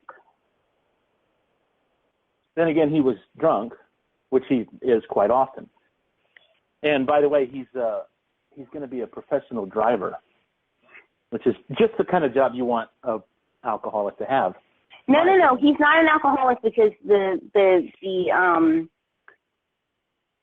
whatever the hell you call it, the probation officer has the breathalyzer, so he's not an alcoholic. And I'll have you know, it's been a month. Congratulations, Lorne. I'm proud of you. Thank you, Ramonuh. Yeah, but buy this fucking man a car. Nope, don't do that. He might go out and celebrate. No, it's been a month. I am proud of him. This is the longest that it's been since I've known him. This is the longest by far that it has been that he has not had anything to drink. And it's a very impressive accomplishment. Lorne, now, Lorne, can we? You're sending pictures of his dick to my sister and to Emma? It was before I met Ramonuh. But don't worry, Danny. He believes in fairness. He demands pictures of their genitals be sent back. Fortunately, I've never hasn't sent complied anything. Yet. Ramonuh hasn't complied. But don't doubt for a second that he's asked. I've never sent any pictures of my genitalia to Lorne. Lorne, did you ask her for pictures of her genitalia? I don't think I did. You don't think so? I can't remember for sure. It's Yeah, possible. I mean, I asked so many girls for pictures of their genitals. I Well, don't keep records on this stuff. no. You know what? No, this even goes even further to Lorne's credit, because I will have you know that several times he asked me for pictures of my genitalia, but I will say this: he never pressured me. That is to his credit. Well, he can't pressure you from far away, but he can pressure you when he's in the same room and he's got those 5-6 beers in him, which is what worries me. And what should worry you, Danny, if I'm being honest with you. He said that he would never lay his hand on a woman. He was raised by his mom. Yeah, well, he said he would stop drinking and calling you names too, and we saw And he how has that Charles Manson was raised by his mom. He has That doesn't not. mean anything. He has A very not good had point. in a month. And and again, I say congratulations. Again, I say thank you. That's not an accomplishment, Ramonuh. I hate to tell you, but that's nothing to brag about. No, nothing that I do is going to be an accomplishment for Barry. No, if you did think that were reasonably admirable, I would credit you for them. But the fact that you want to be rewarded and celebrated for going a month without drinking, as though that's most people go months and months and months and months and months without drinking. And it's not an issue for them. Before without drinking, Barry. That's fascinating. I mean, 2.5 years. Man. Yeah. I didn't Double have to that. if I didn't want to. So you want to drink. That doesn't help your case any. I don't want to drink now. I don't even have a hankering for it. I don't know. So, well, sorry to disappoint you, Barry. You seem to think you don't. I don't know you. No, you don't. All right. Well, I know enough to know what I need to be able to share with Ramonuh and her family to warn them about how dangerous you are for her. You can't share anything else with Mom. Mom is already crying every night. Is Mom going to accept it, Lorne? I don't see how Mom can accept Lorne. Mom watches To Catch a Predator on TV and just cries and shakes her head and says, "Why didn't I have all sons?" So sad. It's heartbreaking. That I know she never said. Anyway. Oh, yeah. Oh, she's so upset. And now with the missing money, she doesn't know what to do. Lorne's pattern of behavior, and he may have run this game on you already, Dan, but Lorne's pattern of behavior is to say about things that he can't deny because they're on the public record, because everybody already knows about them. Well, you don't know me. You don't really know me. And then he's always got a qualifier. He's always got some reason why the thing that he did isn't what he wanted to do. It's not reflective of the kind of person he is, but there is some mitigating circumstances. Somebody else did him wrong, or his head was in the wrong place, or he had this problem or that problem or this problem, and that always explains everything wrong that he did. Did you know that he stole $30,000 from a retired couple, and he used that money to fund his expedition to Nashville whenever he moved from Maine to Nashville? The explanation I got was that a little bit more. They stole the money from him. He stole the money, but they stole it from him. And so somebody robbed the money that he's robbing. Now somebody robbed the money from him. You say something you know nothing about. You didn't bilk a retired couple out of $30,000, Lorne? I didn't use that money to fund my way down to Nashville. Did you steal the money, Lorne? Does it matter what you did with it? I'm paying. I'm going to be paying that lady back. You stole it. He's paid her back, right? Lorne, you paid her back?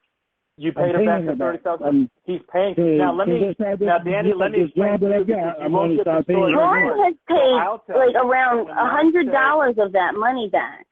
So Lorne is paying it back. Right, and you're paying her $100 a week? No, he paid her $100 total back of that money, so he is paying her back. And that's over the course of a year and a half, which means that by the rate he gets done paying her back, should be like 612 years old, which is the prime age to enjoy all that money. I'll be paying her back a lot faster now. I'll be paying her back a lot faster now that I have this new job. Well, that's fine, Lorne. I don't have all the other bills in the way. Lorne has a new job. Congratulations. Why don't you just tell her to go get a job? She's a stupid bitch, right? I mean, you said that before about her. Danny, did you know that? That the lady he stole the $30,000 from, he said, tell that bitch can go get a fucking job. I called her a bitch? Well, he had said because bitch, I believe, in fairness. Well, because I had told. Well, I had said. Well, yes, because he was frustrated because she was going online saying mean things about. She was going online saying mean things about him. Yeah, I mean, she was saying mean things about him, and he was frustrated. So fuck that bitch. She should get a job. And he probably took the $8 or whatever that he saved up to pay her that month and went and bought some beer with it. Just fuck that bitch. $8 doesn't buy that much beer. On.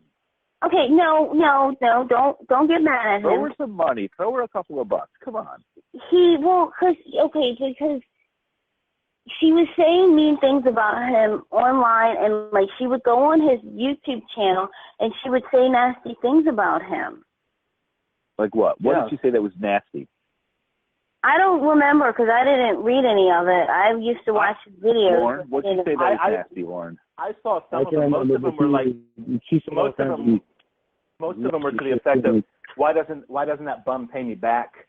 Man, I wish that loser would give me my money back. You know, really nasty stuff, really uncalled for. So he got paying her. So she went on that day. Well, because then what happened was Lorne had. Did she call you a fucking bitch, Lorne? Did she tell you to go get a fucking job? Well, because then what had happened was Lorne had blocked her off of his YouTube channel, and then he found out that she was still going and saying nasty things about him. So he said something nasty about her and decided he wasn't going to pay her any more money. That's not cool. That's not cool to be calling women bitches. But you see, Danny, back in 2005, somebody promised him some deviled eggs and some toast. And then they were like, oh, we don't have your toast. It was mac and cheese. It wasn't toast. Oh. It was mac and cheese. It was not toast. The toast was my addition. I was kind of hungry for toast. Well, I think you should stop calling people bitches, and I think you should pay this lady back her money. If you owe her, you got to pay her. Come on. That's what I'm going to be doing. I'm going to be working on it. It's always what he's going to be doing. It's always what he's going to be doing. From now on, I'm going to do it. I'm going to stop drinking, and I'm going to pay her back, and I'm going to stop calling Ramonuh a fucking bitch, and I'm going to stop asking other women for pictures of their private parts, and I'm going to stop meeting random strangers over at the Circle K for parking lot sex. That was one time, and we had an argument about it. Well, I guess if he'd have done it 2 or 3 times, we'd have an issue here. But if he only did it once, then we have an issue here. Well, Lorne says he's a changed man since that happened. Well, of course he says that, because he wants you to give him another chance after chance after chance. Lorne, have you met anybody at the Dunkin' Donuts or the Circle K for sex since that happened with that girl? Lorne? Huh? Have you met anybody at Dunkin' Donuts or Circle K since that happened with that girl? No. I haven't met anybody. See, so there you go. It's like I haven't tried to rape any children since that one time in Bowling Green. So give me a break, man. Let's run down the facts. You're reaching, Barry. But I'm not reaching for a 13-year-old girl. I'm reaching for the truth. I don't know. How do I know that? Which is far sexier. How do I know that? What do you want? You want to watch or something? Lorne he doesn't do that stuff now, is what he says, and he doesn't. I mean, he's not still stealing money from old people. But let me finish. Okay, it is a fact that is his background. That is his past. But that is the past. It is also a fact that he has shown numerous times, a sexual proclivity for children and a willingness to violate them. He only did that one time. No, he only got caught doing it on TV one time. But the fact is that we know that there were at least 5 people that Lorne thought were teenage girls that he tried to proposition sexually. Right. We know that for a fact. Right. And how many of them did he meet? I would like to know about these. You think you're so smart and know everything about me. Because what you may not remember is that several of the girls you propositioned during your time in Bowling Green were actually perverted justice operatives who took records of those propositions. Kayla wasn't the only one. Anybody in no, that girl was the one that I did. And we know from the chat log that Lorne had another teenage girl about the same age as the age he thought Kayla was, that was on his MySpace page, that he explained to Kayla was his girlfriend before she came along. So we know that he had at least one other teenage girl that he considered his girlfriend. Kayla. That's another one I don't know anything about. Well, I can provide the documentation. Isn't that funny how you bring up stuff that I don't know anything about? Yeah, isn't that funny how I bring up stuff that you don't remember, that you blocked from your memory, and you haven't acknowledged in so many years that you don't recall whether it's true or not? It doesn't matter whether you remember it, Lorne. It's on the record. It exists as public record. So it doesn't matter whether you remember it or not. I'd like to see this record because the underage girl. I'd be happy to send them to you if you weren't blocked from the internet for trying to fuck a child. He's not blocked from the internet. His probation officer has his computer and his phone. Oh, okay. Why is that? Because he was doing real good on the internet, or some other reason? Well, she took it. I don't know. Uh-huh. Yeah, why What did do you you mean? I think so well computer on it because they thought I was spending too much time on it. So I was trying to make money off surveys and stuff like that, and I hadn't my YouTube channel up on all the time. I was answering comments on the YouTube channel, and they thought I was on it too much. Are they going to get it back to you? Yeah, they didn't take it away for good. They just wanted me for a while. You know, they just took it away for. It's perfectly normal for the police to take away a 50-year-old grown man's internet access and computer. That's normal. I mean, they do that because you're constantly reaching to try to put me down, Barry. So I'm stating the facts. Care about anything you say. Let me explain something to you. Stating the facts is not equivalent to putting you down. It would be. You're not stating the facts, is you're reaching for things to try to put me down with. Everything I've said is true.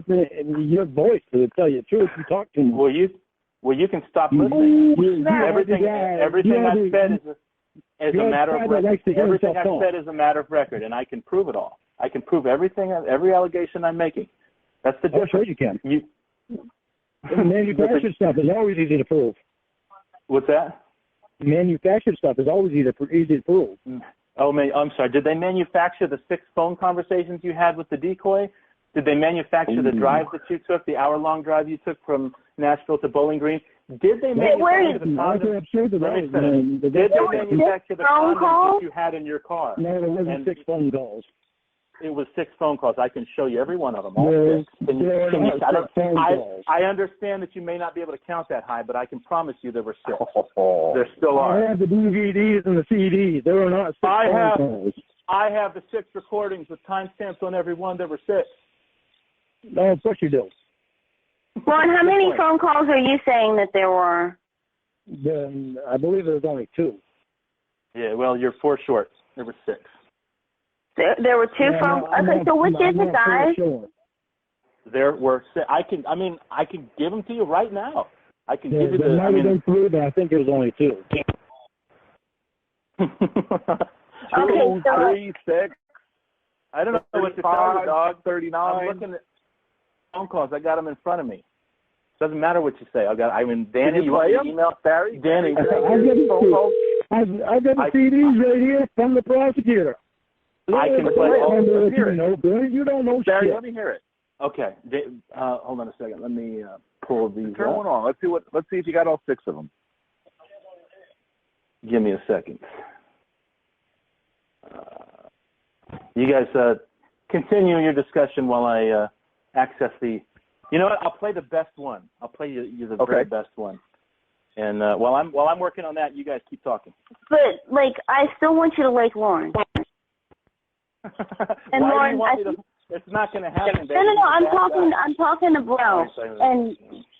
And Lorne, You know, Lorne is a funny guy, and he's not totally repulsive looking, but you got 2 hot doctors after you, sis. When do you make mom and dad happy? Throw them a bone. Date a doctor. But wait, PhD versus RSO. Come on. But no, but like I think Lorne's winning bro over. Emma, do you think I like Lorne, bro over? but no offense, Lorne, I don't want you as my brother-in-law. I think you should have a doctor. I'd like to go out golfing with a doctor, not like hanging out in a shed with a RSO. No, I want you to like Lorne. I really do. I want you to like him. Lorne, don't you want her to like you? I don't want him to be I don't want to have Thanksgiving dinner with him, no. Lorne? Yeah. I want her to like you, and I'm really proud of you. I want him to like me too, but I can't do anything about it. No. I'm proud of you. Thank you, Ramonuh. That means what are you proud of him for? Lorne, are you crying? Shut up, guys. Lorne, are you crying? Shut up, guys. Man, he's crying again. Shut up.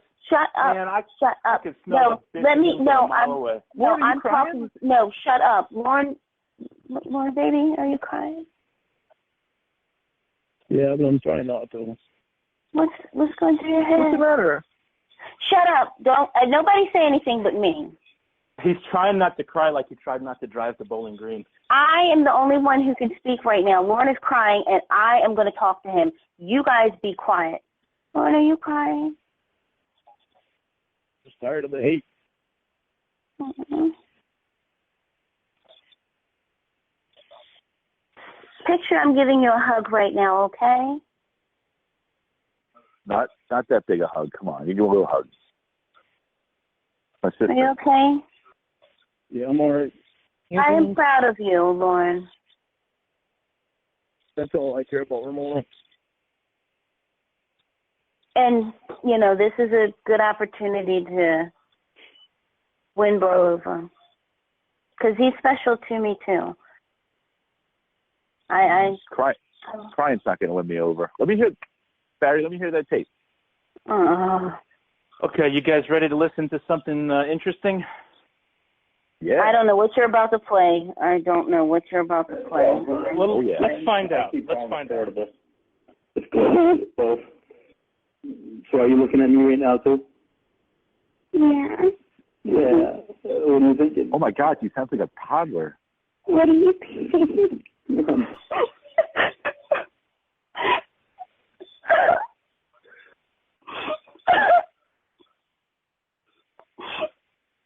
What is that?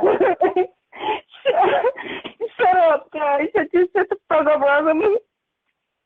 Shut up, or else I'm gonna disconnect all of you. And it's just gonna be me and Lord. Shut the fuck up. What's going on? What's going on, Ramonuh? I want to talk to Lord. Just be quiet. Please respect my wishes. Guys, everybody be quiet. Let Lord. Ramonuh calm down. It's okay. Are you crying, Ramonuh? What's the matter? Are you crying? Lord. Oh, shut up, guys. Lord. I'm here. Hold on a second.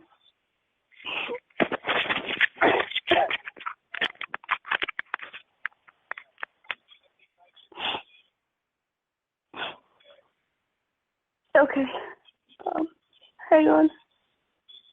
Bye. Hold on.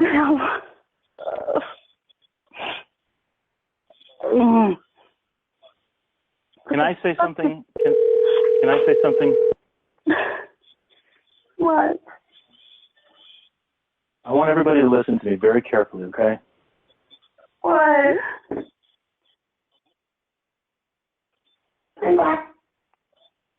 No, stop.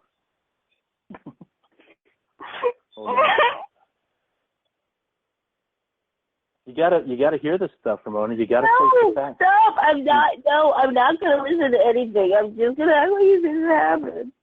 You have to face the reality of the situation. This is who he is. And these people don't change. Barry, These people don't change. I'm so tired of you kind of constantly putting me down to people saying that people don't change. You don't know me, so don't pretend like you do. I do know you, Lorne. What do you mean I don't know you? The only reason you have to put me down to her is because you want her. My feelings for Ramonuh aren't the issue here. Okay, yes. the character of your person is what's on trial here, not my feelings for Ramonuh, which frankly are none of your business. I'm not on trial with you. I don't care about you, Barry. That's fine. I'm not talking to you, Lorne. I'm talking to Ramonuh hears this stuff. She can hear it with me. You don't need to be playing that stuff. No, that's stuff for me and her to talk about. She will never get the truth out of you because you have an angle. Yeah, she will. Your angle is that when we meet, I would bring them things right with me so she could hear every one of them and see the actual DVDs that I have. She can hear it right now, Lorne. It's public record. You don't have a monopoly on that stuff. That's what you don't seem to understand. You can't edit the past, and you can't censor the truth. It's all out there. And I've got it. And that's your work here. Is that somebody else that is interested in her best has the same information that you're trying to suppress and hide and minimize and explain away and mitigate and attenuate and all the rest of it. There's no way that I can hide or minimize anything that happened with me. It's all over the internet. It doesn't stop you from trying.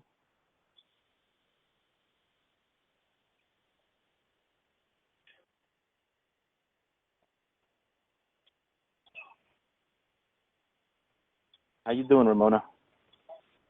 Ramonuh, are you crying? Trying to put me down. Ramonuh, what's wrong? Are you crying? This is like being at the gym. It hurts, and a good workout hurts. That wasn't Lorne. That wasn't him. I don't think. Oh, it wasn't Lorne. No. Lorne, was that you? Was that your voice, Lorne? That wasn't his voice. Lorne, was that your voice? It's Danny. Ramonuh, it's okay. Are you crying? Are you crying, Ramonuh? It's okay. It's okay. Lorne, why are you making her cry? Hold on a second. TJ's messaging me now. Teach.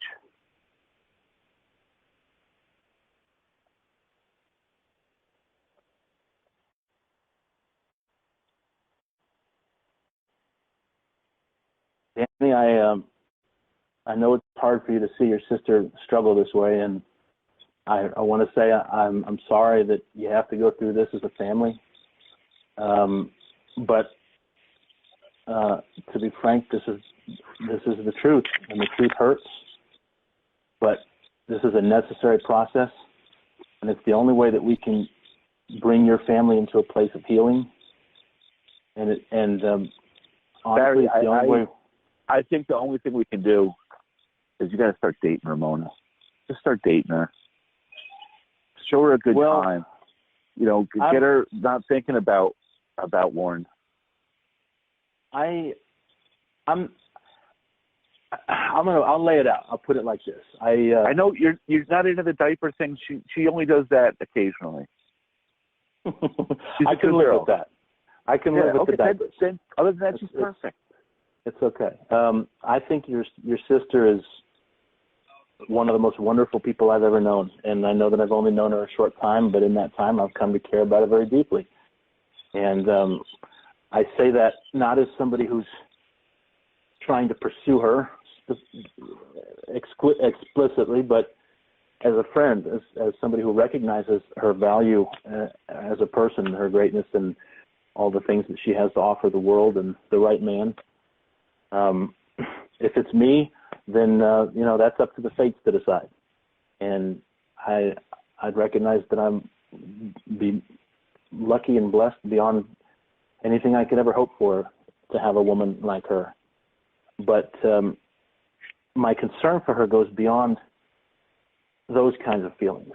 Okay, I want her to be with the very best person for her, whoever that is. And I'm not going to pretend to know the future and say that I know who it is, but I know who it is not. And it is not a 50-year-old child rapist, con man, loser who will never be able to provide the life for her that she deserves. I agree. I agree with you. Thank you. And Lorne, I know it makes you mad as hell when I say those things, but Barry, I don't care about anything you have to say, Barry. That's a lie. That's a lie. You care very much about what I have to say. It makes you mad as hell when I say these things. But I think Yeah, you should challenge and you know yourself what I do? I go back to to my explore the therapist and tell her possibility that the reason it makes you so mad when I say these things is not because they're not true and because I'm maligning you in any way, but because they are true and you can't handle the truth and it bothers you that there's somebody that's able to see past all your bullshit and your smoke screens and just tell it like it is. You're not used to having that in your life. You don't know how to deal with it when you encounter it. But I'm not going away. I will hit you in the face with the truth every fucking day until you own who you are. All of it. And until then, it's open, wide open. It's fair game. There's no excuse for the things that you've done.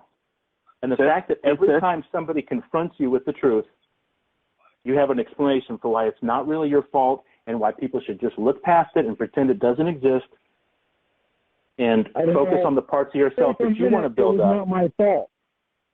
Is indicative of duplicity and manipulation. It was my fault. Good job. It was my fault. About time.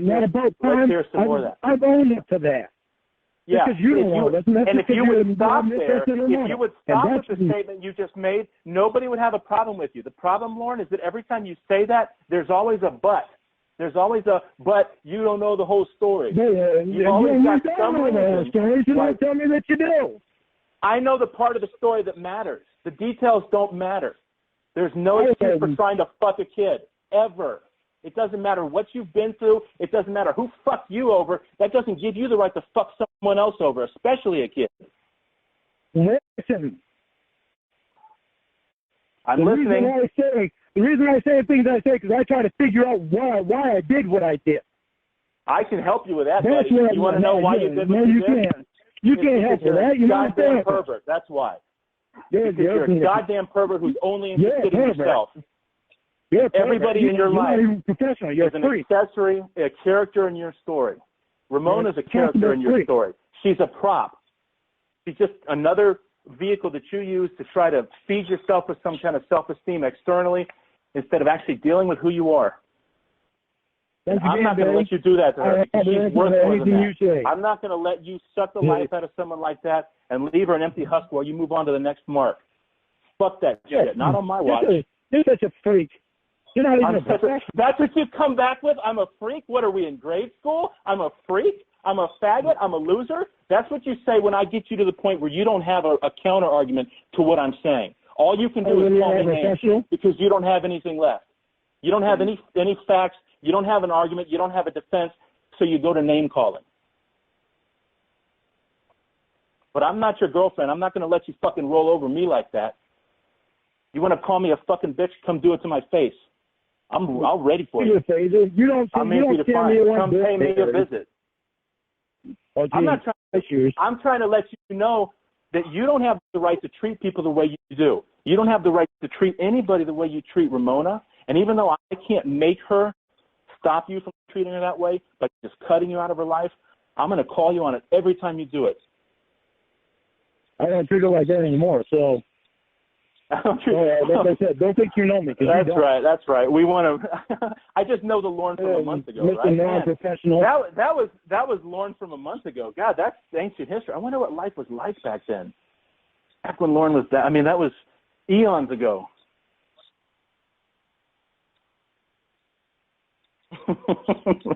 You're pathetic, man. You can't even stop talking. I can see why you have to live your whole world through a fucking telephone because nobody around you can stand to be with you for more than 10 seconds. Yeah, that's why everybody likes coming over, huh? Who likes coming over, Lorne? Tell us about all the glitterati and the celebrities and world leaders and heads of state always cruising through the old Armstrong trailer estates. No, I wouldn't like to know my daddy's money. Oh man, my daddy was poorer than you are, if you can believe that. I know you probably never thought there was anybody that met that qualification, but I don't even want to hear anything you say, dude. I care less about anything you say because you're full of shit. All you care about is everything I say. You're not fooling anybody. A little bit. You know what? When you say shit, I bring it back to the therapist, and her mouth drops about the shit that you say, and you're supposed to be in the same profession as her. I don't give a fuck. Your therapist is making you feel good. That's you know what? obvious that you don't give a fuck. The state pays your therapist to make you feel good. I tell you the truth for free. All right, hey, Barry, Lorne, this is going on enough. I gotta hang up. I gotta say a couple things though. Lorne, I think you're an okay guy, but I gotta be honest with you. Ramona deserves better. Barry, I hope you have good luck with Ramona. Ramona, are you still here? I'm Are you here. still on the line? I am. I love you like a sister, and you know that, and you know I would do anything for you. I know. Who has told you that you should date Lorne? Everybody's telling you not to date him. Nobody tells you to date him. Lorne tells me to date him. Look at it objectively. Would you want your daughter to date Lorne? What? Would you want your daughter 20 years from now? You have a nice daughter. Would you want her having a guy calling her a fucking bitch and sending her pictures of his fiver? Would you really want that? He doesn't do those things anymore. Listen to Barry. Listen to Mom. Listen to Dad. Listen to Emma. Listen to me. Listen to everybody. All right, find a good guy. Find a good guy, okay? Lorne, no offense. All right, good night, everybody. I love you, Seth. Danny, real nice to know you. We'll talk soon, okay? See you, Danny. Hi, Danny. How you doing, Ramona? Hang on a second. TJ's still messaging me. If I ever got the sense from Lorne that he was truly, listen, I'm never going to like this guy. I'm never going to have any use for a guy like him. And the feeling is going to be mutual, Barry. Well, I'll be sure to lose sleep over that tonight. But sure if Lorne were ever to decide that he was willing to look at his situation honestly, without any blinders or any filters, and come to terms with the reality of who he is and what he's done and what he is, then this is the problem that I have. It would be the awakening. Trying to put in people's head that I am this person and I am that person, and people make mistakes in their life, Barry. And I made a mistake when my head was messed up. It was my fault. I did it. Okay, let me say two things about that. That's what Let me say two things about that. I did it. It was my fault. I went there. I don't need to explain to you anything. When you don't have any obligation to explain anything to me. And I don't have the right to hold your feet to the fire in terms of giving me an explanation, and I never have demanded one. And you keep saying that as though I'm posturing like I'm demanding an explanation from you, like I'm holding you accountable. You don't even know me. And that's not what I'm doing. I don't know where you keep coming up with that. No, you don't owe me an explanation. You don't have to keep reminding anybody of that. Nobody's asserting that you owe me an explanation. So I don't know why you keep going back to that. A guy from 10 years ago. A guy that had issues 10 years ago. There you go. Not a guy that tried to rape his head 10 years ago, but a guy who had issues like 10 I years said, ago. You're going by what happened 10 years ago. Why I will never let up on you motherfucker. Because it's not about what you did, it's about the issues you had. It's always about the issues you had and never about the things that you did. And what I'm trying to tell you is that when you demonstrate a pattern of activity, a pattern of behavior, and an obvious predilection for certain things, in the first place, we're going beyond a simple mistake. And in the second place, it speaks to something far more fundamental than whatever temporary circumstances you have convinced yourself led you to do the things you did. Because none of that stuff is relevant. And as long as you try to lean on those things to make excuses for the things that you've done, I got to call you on those things. I can't, because I can't accept any less. You're not being truthful. Yes, I know what the problem is. You're calling me on shit that you think. And the only thing that you think is what you see from 10 years ago. Lorne, in the first place, we're not talking about isolated events. And secondly, I evaluate people for a living. It's what I do professionally. I'm very good at it in spite of whatever your opinions as an uneducated simpleton may be about what a therapist's role is. Isn't that funny how someone in your own field says that he doesn't sound like he's a very good therapist. Well, isn't that funny how if two therapists disagree about methodology and their approach to a situation, you go with the one that makes you feel good, that sides with you, that validates you? That's convenient, isn't it? I go with the one that's a female and actually knows what she's talking about. You go with the one that's a female? What, you have I don't know why, because she has a teenage daughter and you're trying to match, you're trying to play an angle? I don't know, you tell me. Silence. I've done it again. This is what we're dealing with, Ramona, and what I want both of you ladies to recognize is that when I'm able to bring Lorne to this place where the truth is undeniable and he can't retreat from it any further, we get one of three things. We get silence, we get childish insults, or we get tears. We don't get rational responses to the things I'm saying. And the things I'm saying are not... You don't get responses from me very well, Barry, because I don't like you. Well, that's stupid. I don't like you either. But all I'm doing is you were supposed to be a professional, and you wouldn't. The fact that you base your conduct toward me on whether you like me or not kind of says it all. You got your feelings hurt because I have the audacity to tell you the truth about yourself. So because you don't like me, you're just going to not talk to me, just like a kid would do. You're one of those guys that talk so much that you're known as the type of guy you can't trust because you talk so much. That last 15 seconds of silence, I was done saying what I had to say. Why weren't you talking? More silence.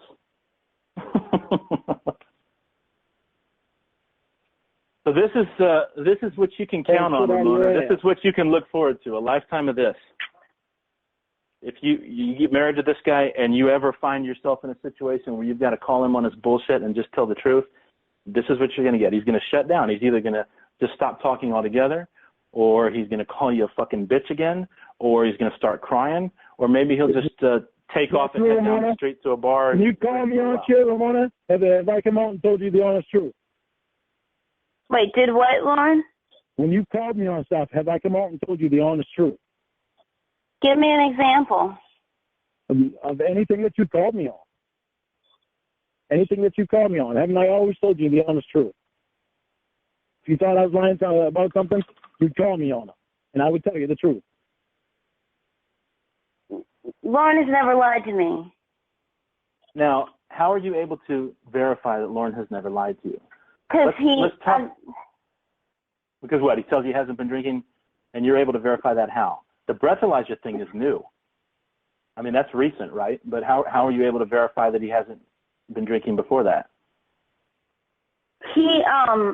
Because I've told you, because I know that Lorne has not been drinking. Every single time that Lorne drinks, and I used to get this like at least once a week, but usually twice a week, Lorne would call me several times. I would literally, when Lorne drinks, the next day, I wake up to somewhere between 30 and 40 missed calls, 15 to 20 voicemails cursing me out, and hundreds and hundreds of text messages. I have not gotten that in a month. He's not drinking. Okay. I mean, look, if he's not, I realize that he's got the breathalyzer thing now, so that forces him to a certain standard, so that's fine. But it's just a symptom. I mean, the drinking is not. The point that I'm trying to make is that you say that Lorne has never lied to you, and Lorne says that Lorne has never lied to you. But the problem with that is that we only have Lorne to rely on for that. We only have Lorne to believe for that. And if Lorne's angle is to put his best face the best version of himself forward, it's your perception of Lorne is very important to him, obviously, and he wants you to see him in a certain light. And this and that. So it's real easy for him to tell you what you want to hear. I mean, that's not hard to do. You can see that, right? So what if I said to you, Ramona, I'm eating an orange right now? Then I prove stuff to her, too. Okay, what do you prove to her, and how do you prove it? Whatever she asked me to do. Well, that doesn't clarify anything. Give me an example. Whatever she asked you to do, it doesn't matter. Again, Barry, you continuously talk and nobody can get a word in. You answered the question, and I'm talk. commenting on your answer. What? How do you prove yourself? I tried to answer your question, but you still talk. I was responding to your answer. Answer the question again. I'll be quiet for a real long time. Give you a lot of time to answer. Go. Well, my answer is real short. She wants to be on the phone with me. She was always on the phone with me. I had no problem at all having her on the phone with me, doing whatever I was doing. She had no question about anything that I was doing, hardly ever, because she was always right there with me, so she knew I wasn't lying about anything. What the hell does that have to do with what I'm talking about? I'm talking about things. You just asked me how does she know? You just asked me how does she know I'm not lying to her? She's obviously on the phone with me. She's obviously hearing everything I'm saying and doing. She's even talking to people in my life. That doesn't make any sense. I can't hear him drinking a beer, therefore he must not be drinking a beer. Beer makes noise, right? Beer's real loud. What the hell are you talking about? Well, no, it's not that. Because when he drinks, and Lorne, I don't know, because I know you've been known to have 20 beers in one night. I don't know how you do it. Jesus Christ. Well, because he I don't know if he just guzzles them, because he says he doesn't like the taste of them. So I don't know how he gets it down. Lorne, I really don't, because I don't know how. I couldn't drink 20 waters in one night. But I've never heard him drinking, but I know when he drinks, because those messages, they happen. Yeah, that's fine. I'm not saying that he's been drinking. If he says he hasn't been drinking for a month, that's fine. It's possible, but it's immaterial. The thing that I keep coming back to is that's just it doesn't. I'm talking about the root issues. I'm talking about who Lorne is as a person, essentially the character stuff, right? And the behavioral stuff is just a function of a person trying to manipulate a situation or influence a situation. And it's troubling on a number of levels when Lorne brags about not drinking for a month as though it's an accomplishment of some kind. Because, I'll go a year sometimes where I don't drink for a month, 12 months in a row. If you understand what I'm saying? It's not a big deal. And the concern is that Lorne, because he's used to having 20 beers on a Friday night and then maybe another 10 on a Saturday. And that is the problem. So for him not to drink, that is a big deal. Yeah, that's fine. But the problem is that he's the kind of guy that likes to have 20 beers on a Friday night. That's the issue. You see what I'm saying? The issue is not that he's able to curtail bad behavior, self-destructive behavior, and behavior that potentially makes him dangerous to other people. It's the fact that that behavior is normative for him in the first place. That's what's so troubling. You see what I'm saying? It's just like like we were talking about the child rape thing, and a guy that has eyes for children for whatever reason, but he doesn't act on it. Okay, it's good that he doesn't act on his sexual appetites, but it's the fact that he has those appetites that's the problem. That's what makes him that's what makes him a dangerous person.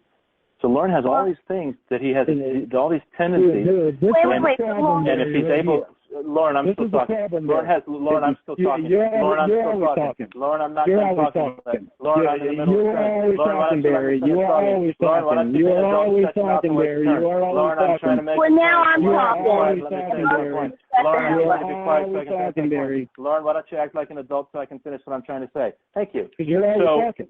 It's the fact that Lorne has these proclivities to begin with that is so alarming. And this is what I keep trying to get you to understand. That I am something I'm not. That's what the fact is. It's the fact that I have the audacity to judge him on his actions instead of what he tells us he is. It's Lorne, like I have a that says I'm not question I'm not answering any questions with him on the phone. Lorne, no. I'm not answering any questions with him on the phone. No, I don't like him. Listen, Barry, I don't want you to say anything. I want Lorne, I have a question for you. I'm not going to hold it against you, I promise. I just need to know. Was that was not your voice? Alone. Ask me on the phone alone. I am not going to have him on the phone for any questions. Ramonuh, Okay. do you know what a religious cult is? Barry, can I call you back in 5 minutes? I'm going to call you back in 5 minutes. I'm going to drop the call. Hang on a second. I suppose so. All right. The hell would I do that for? No. Hold on a second. TJ is messaging me constantly. I don't know if TJ knew that. In fact, now I'm gonna, no, I'm not gonna text. I was gonna text Bro and ask him. Yes, it was me 10 years ago. I did that. That was me. That was my voice.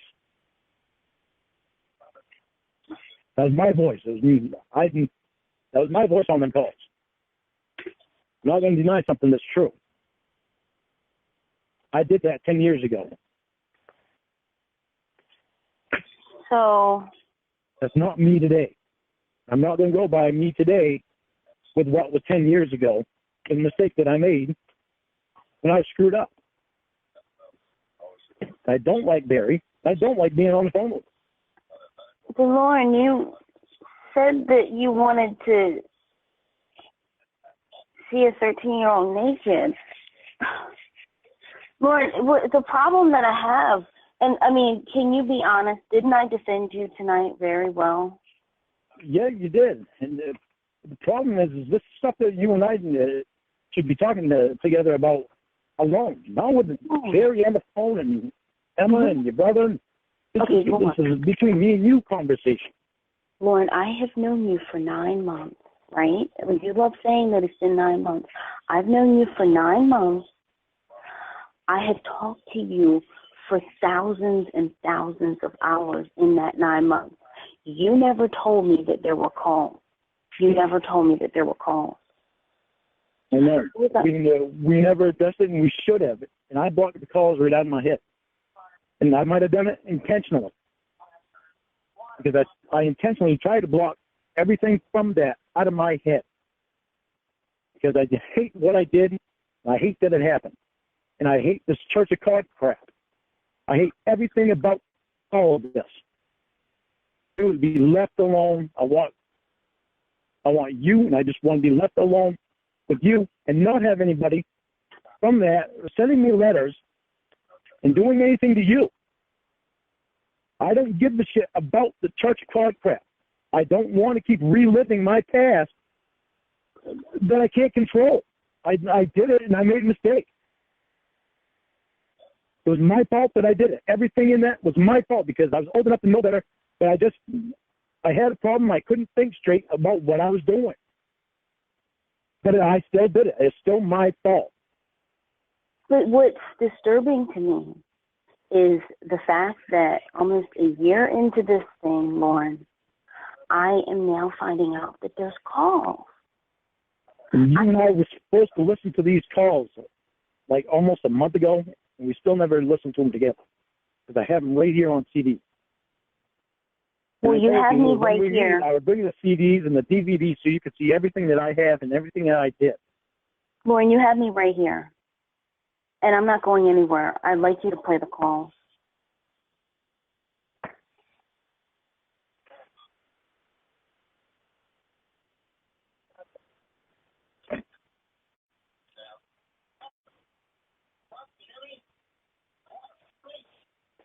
Hang on, trying to find the CDs.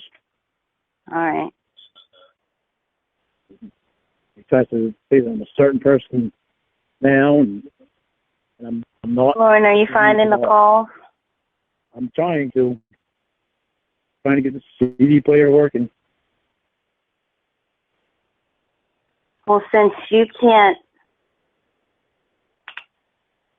figure out how to work the CD player, I'm going to see if I can find them on YouTube, because I think when he mentioned that there were calls, I think he said that they're on YouTube. He said there were 6 of them. There's not 6. Let me. There isn't 6. You say there's not 6 of them? There's not 6. Okay. There were 6 times on the phone. How many calls are there? Let me see. What do you think I should Google to find these calls if they're on YouTube? I don't. Maybe I'll just Google Lorne Armstrong phone call. Lorne Armstrong phone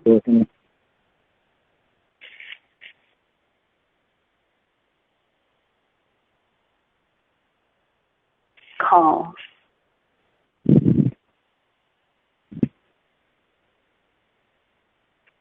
Yeah, be right back in. Okay, so yes, so there are 6 phone calls, it says here. Phone call 1, 2, 3. I don't believe there were 6. I don't remember 6 phone calls. Okay, let's see.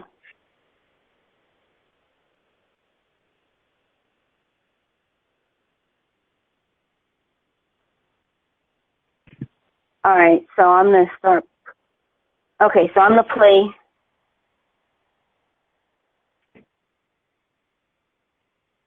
All right, so I'm going to start playing them.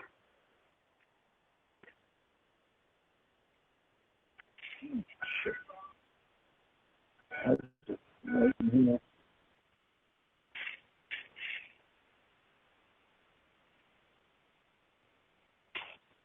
know if the CD player works in this car or not. Don't worry about it. I got it. I'm going to play them. Hello? As soon as this Hey, that loads. was quick. Hey, honey. How you doing? I'm doing Buffer, good. How so are you annoying. I'm pretty good. I Can't get the I was CD waiting going this till one you either. called. Don't worry about the I told you that. CD. I'm I have waiting the for you to call. call, precious. What took you so long? Don't worry about it because you're getting it from the I had to internet. find the phone. I don't remember 6 phone calls. Well, if it's your voice, I'll I'm assume that sorry. they're the calls that you had About with the what? decoy. Said it took me so long to call. Well, It bothers me because I don't don't remember have to 6 be phone sorry about calls. that. I remember I knew you were 2, going to call. maybe I just 3. I don't anxious. remember 6. I'm sure you'll remember them after you hear them. Huh? I I miss really don't even talking want to to hear you. You miss talking to me? I miss Yeah. talking to you Well, I too. can, I can have Mary play them Pretty for me, or voice. I can listen to them. No. Aw, thank you. All right, You're then. welcome. I do want you to know So do about you it have a because I want you to know everything. Okay, Wish we would. I wish we would have done it a long time ago. Yeah, Cordless. well, you didn't do this a Sorry. long time ago, and so now, Well, I keep calling it portable. It's close. Both. So are you looking at me right now too? Yeah. Yeah. What are you thinking? What do you think? I'm thinking I wish I was there with you right now. If I was, you'd be naked. I'm still Really? Yeah. I don't think so. Would you want to be? I guess so. Okay. Would you want me to be? If you wanted to. Of course I want to. Of course I want to be naked with you. I love you. Why wouldn't I want to be naked with you? Lorne. Too. Am I making you blush? A little bit, yeah. So your parents are supposed to leave on the 18th?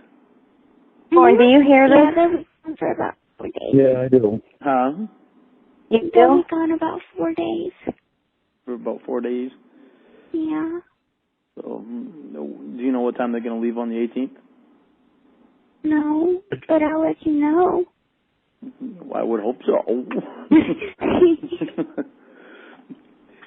See, isn't it going to be a lot better now that I've quit my job? What? I said, it's going to be a lot better now that I've quit my job. Why'd you quit? Because the guy pissed me off.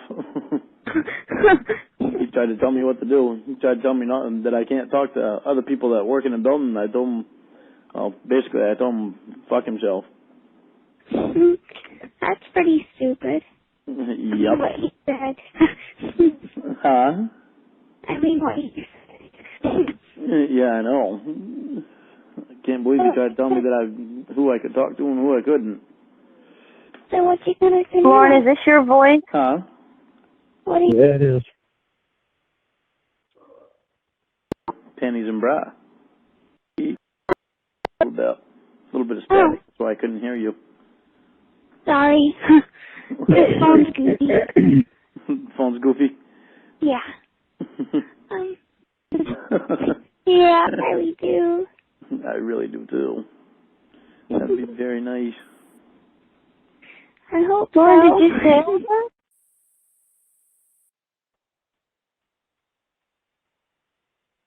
Lorne, did you say all this? Yeah, I did. All right, let's listen some more with these. I hate buffering.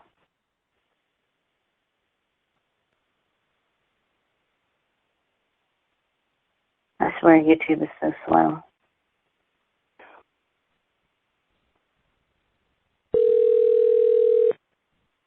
That's so sweet. Thank you. I got a stupid question. Huh? I don't know. Oh, you want to see him? Yeah. I'm really stupid.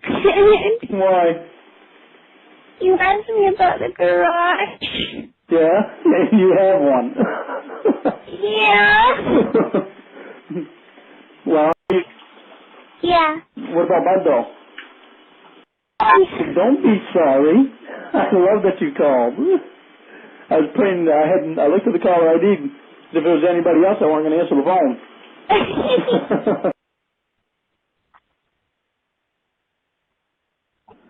Oh, that's okay. I still love you.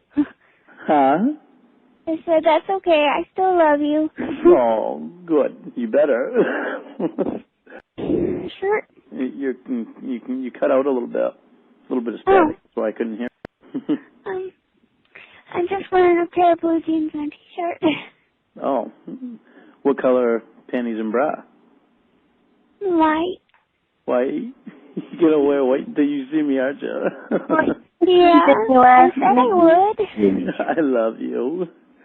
I love you too. Don't you wish you were here with me right now? Yeah, I really do. I really do too. That'd be very nice. I hope so. So we gotta be like really careful about doing this. Uh-huh. Your neighbors aren't gonna be there either. Oh, no, there's only on the side of me, it's a really small neighborhood. It's only 4 houses. Oh, really? Yeah, and there's this wooded area behind me. It's not a lot of woods, but it's a little bit. And on the other side of me, there's this road, but I don't know where it leads there. Well, they're not right across the road, but Be smart. I sound really stupid. Sorry. You don't sound stupid. You sound smart. That's what you sound like. You're my girl. You must be smart. And you look very beautiful too. Neighbors are supposed to go on a cruise. When I come get you anyway. Oh. Yeah, it wouldn't. That'd be really nice. You be ready? Yeah. Yeah, I'll be ready. You're probably ready to come here right now, aren't you? That'd be nice. Yeah, it wouldn't. That'd be really nice. You want to see him again? Yeah. Will you pen? See if I can get this too. Okay. You're only about an hour away from me. Okay. So what time do you think maybe you'll get there? No, they didn't tell me yet. They just... It'll be all right because then you just leave me a message and so that I'll know, so that I'll get the message. Then I want to see you too. I'll see. I'll be staying. I'll stick right around the house just about all that day anyway, or before I can leave here. But huh? Where are we going again? Down here to my house.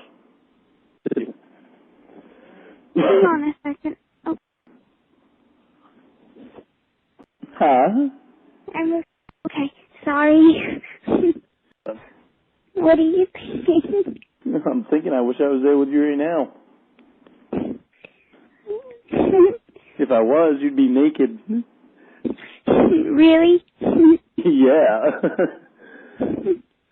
Would you want to be? I guess so. Okay. Would you want me to be? If you wanted to. Of course I want to. Of course I want to be naked with you.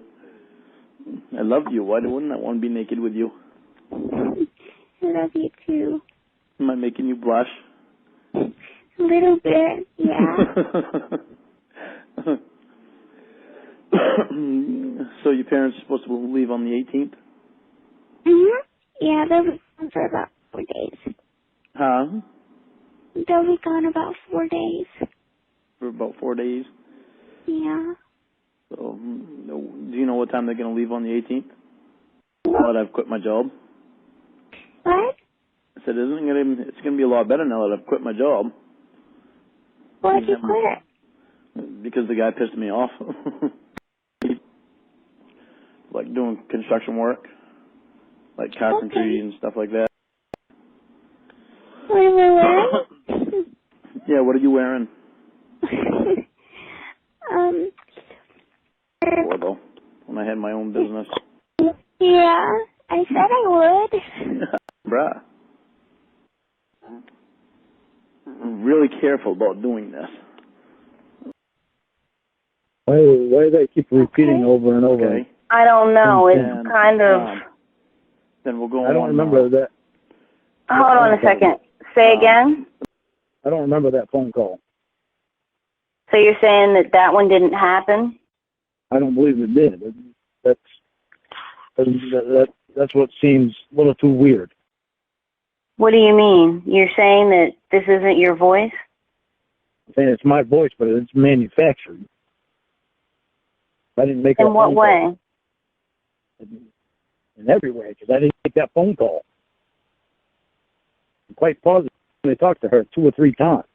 I was skipping around because there's more footage. I was skipping around.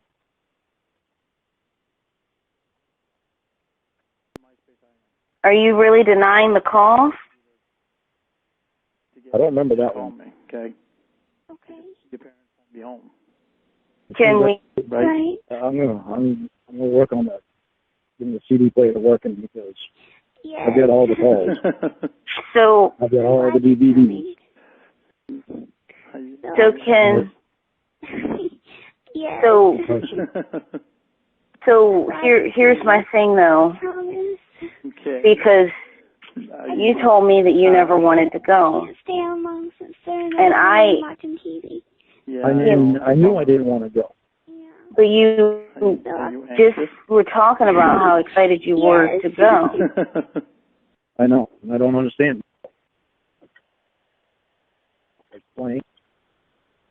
Lauren, I mean... What can I say, Ramona? I went to the house. I'm reliving something constantly from 10 years ago. I'm not going to keep reliving it. Okay, Lauren, I have to figure out a way to defend this. And you're making it difficult for me because you're not telling me the truth. I'm telling you the truth. There's For one time, I was just playing, and I wasn't going to go. Even right up to that night, I was not going to go. I was supposed to go out with a friend for my birthday down to the karaoke. Okay, but I didn't Lauren... plan on going there. In the last minute, I decided to go. Okay, but Lauren, you said you were going to play the calls, and now, and so you went to play the calls, and somehow you forgot to use how to use a CD player. Then No, I didn't forget that. No, listen to me. I didn't forget how to use CD player. It's Uncle Rich's CD player. I don't know what's wrong with it. I've never played a CD in it before. His cassette player doesn't work. On the radio works. I mean, oddly enough, all CD players usually work the same. Yeah, well, that's what I thought too. But I can't get that thing to work, and I don't know what it's doing. Hold on a second. But it's going right to the thing, but it's not. The volume's not coming out of it. Hold on a second. It's buffered a little bit more.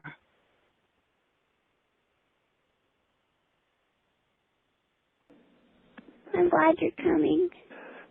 Are you anxious to touch my penis? Oh, good fucking. Yes. Huh? I can't stay home long since they're in the living room watching TV. Yeah, I know. It's a bummer. Yeah. Are you anxious? Yes. I can't believe it's fucking cold. I'm glad you're coming. Are you anxious to touch my penis?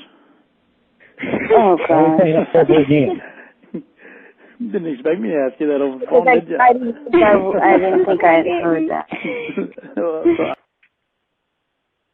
I don't want to listen to any more of them. Okay, now you don't want to listen to him. Would you rather me listen to him with you or with Barry? Because I don't want him to come. I would rather you listen to him with me in person. I don't want to listen to these in person because I don't want to associate your face with these calls. It's better for me if I listen to him over the phone with you, not in person, and I don't have to see your face and hear you talk like this.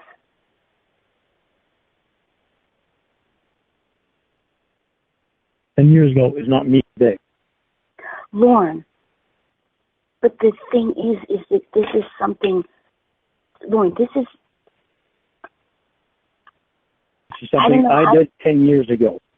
Okay, but Lorne, I get that this was 10 years ago, but it's kind of hard for me. Okay, Lorne, you have to understand something. You have always told me that you didn't want to go to that house.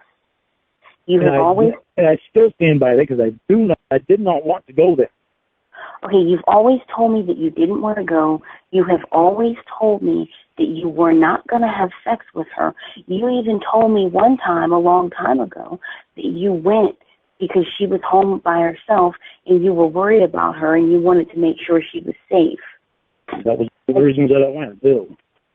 You went to make sure she was safe, but before you went... Then I was all freaked out. I know what I did. I don't need to keep reliving it. Okay, but Lorne, you might not want to relive it, but I've brought you into my world, and now I'm living it. And you brought What? Barry into your world, too. He can't shut up. He's constantly doing everything to put me down. What does Barry have to do with this? You and I agreed a long time ago that we would listen to these things in person when you were here. Lorne, I did not know that they existed. I did not know that you had phone conversations with her. A long time ago, I told you I had CD, DVD. You said you had, you know what? You said you had CDs. You can listen to them. You said you had CDs. I thought that you had CDs of your interrogation. I had no clue. I could not have fathomed in a million years that there were phone conversations between you and her. I probably intentionally blocked the phone conversations. Hey, I gotta go. Not all about them. I'll take and start going up to get you. Probably intentionally did that. Okay, so you intentionally did that. We'll see. I'll stick right around. Now it's brought back up into your memory, and you don't think I have a right to hear them? Because no, I think you have a right to hear them. But whether we would have been in person, it'll take me about an hour before I can leave here. But about an hour after you call me, I'll take and start going up to get you. Okay. Okay. Where are we going again? Huh? Where are we going again? Down here to my house. To Nashville. Sorry. I'm just so excited to get to see you. I'm excited to see you.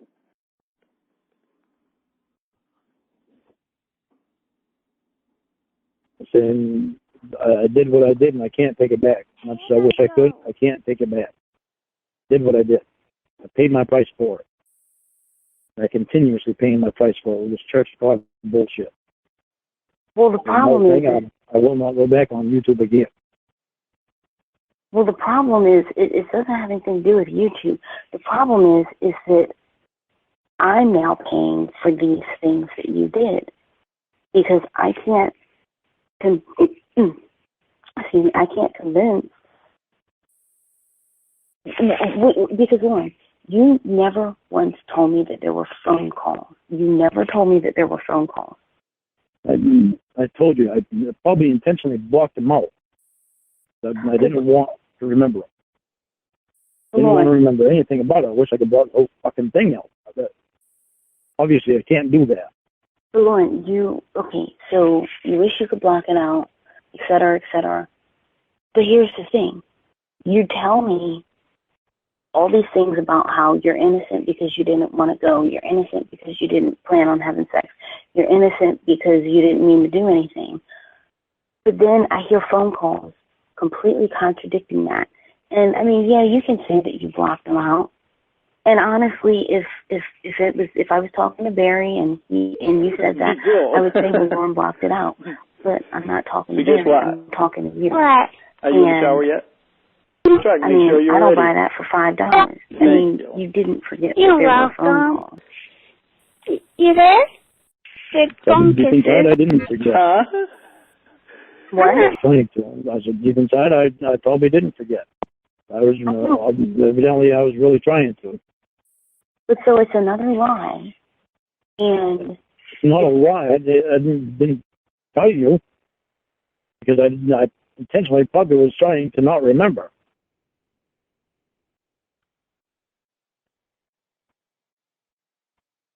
How do you expect me to handle this? I don't even know what to say.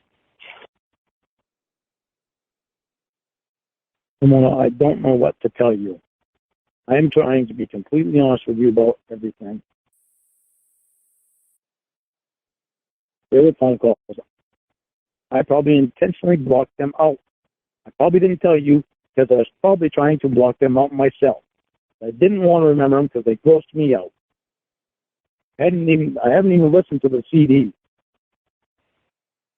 And I know what the CDs are because it's named right on. Right on what they were. I don't care. Give me one anyway. The DVDs I did watch. Please just go those edited. Kinda. I know those ready because I know what's missing from it. Lorne, I mean... Okay. I don't want to help I finish my cigarette in my cup. There is nothing to help out. I can't defend what I did wrong. Lorne, I'm trying to make something of this. Okay. I don't want you to lie for me. What I did was wrong. I did that stuff. It was 10 years ago. It was a completely different person. A very messed up person. Lorne, how did I meet you? You texted me. How did I know that you existed? The church of God or from the registered sex offender list? Okay, so I met you from the registered sex offender profile. And I messaged you. Okay? That alone should have told you that I knew that something had happened that was of a sexual nature and that was illegal.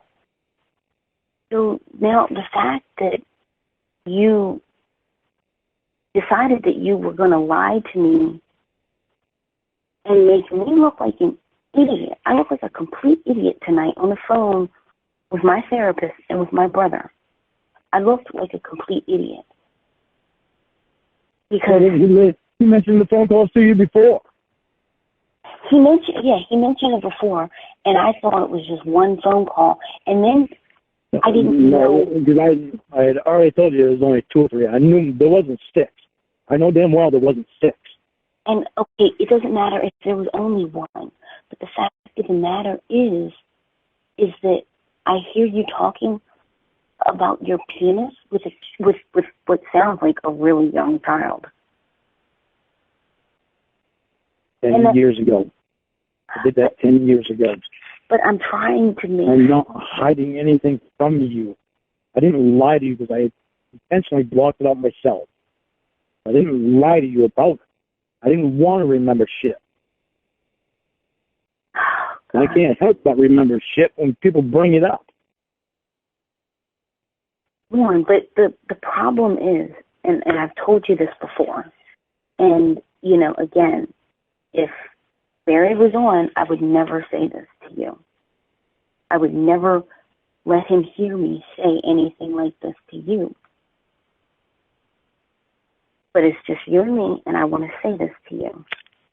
There are certain things that I've told you. There are certain things that you can do and certain types of crimes that you can commit that are kind of irredeemable. And crimes against children and sex crimes are two of the main ones. And so you're saying that it's 10 years ago, but it's the kind of thing, I mean, if you robbed a bank 10 years ago, right? If you robbed a bank, no one would care. Because, I mean, what'd you do? You committed you served, let's say, 5 years. You committed a federal type crime. I mean, you know, assuming it wasn't like armed robbery or anything. Or, you know, I mean, if you stole a pair of shorts from Walmart or something, again, no one would care 10 years later. Even if you stole a car. Even if you dealt drugs. Even if you, I mean, there's all sorts of things that you can do committing crimes. There's all sorts of felonies that you can commit in, let's say, 2017, and then in 2027, no one's going to give a shit. They're just not. But a crime against a child is not one of those things. And you're giving me something really hard to grapple with.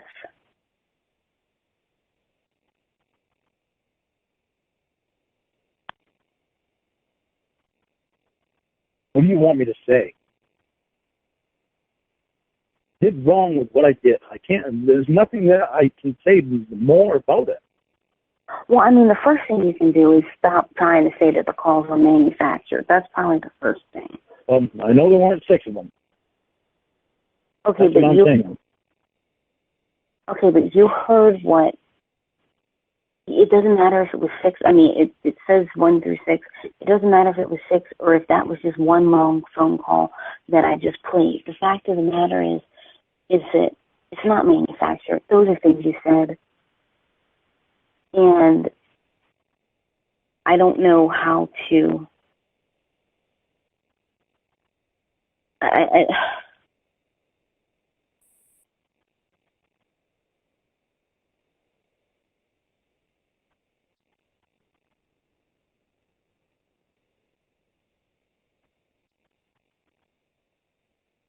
I'm really upset, Lorne. You think I'm not? Yes, I met you after seeing your registered sex offender profile, but I didn't think that there were these things in your past. Those things are all from that sting. That thing that I constantly try to forget, that I cannot forget. People from the internet don't let me. Lorne, you're not... I am on probation because I go to see a therapist. Because I have this class that I go to. I cannot forget. There are things that I try to block out, but I don't have to relive everything. Lorne, you're not even on the internet anymore. Like hell. I'm all over the internet. I'm sure there's still videos and stuff like that from like parodies that people had made, but you are not on the internet.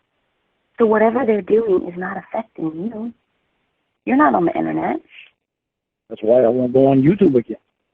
I will not do videos again. They want to hear from me? Oh well, I don't care. They're not going to hear from me. Okay, but what is that? That has nothing to do with this.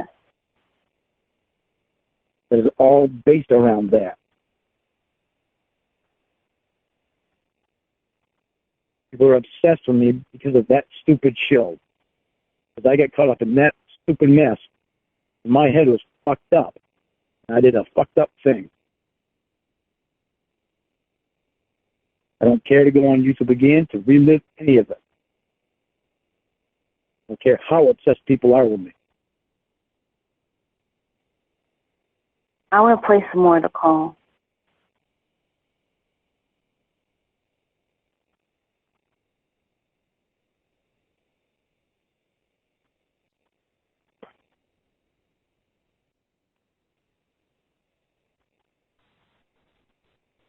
I think it was like 9:30. I looked at my clock and I up.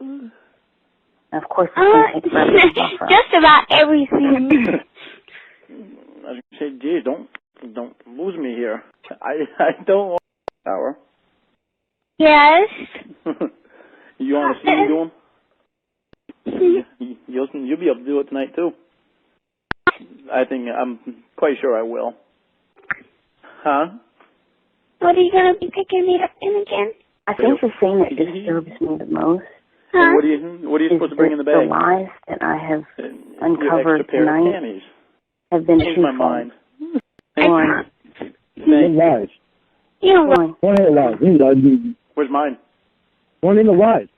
I know I had told you about You the there? phone calls Yeah, I'm before. here. I told you that we were listening to them together. Okay, where's When you my come up, kiss? meet me.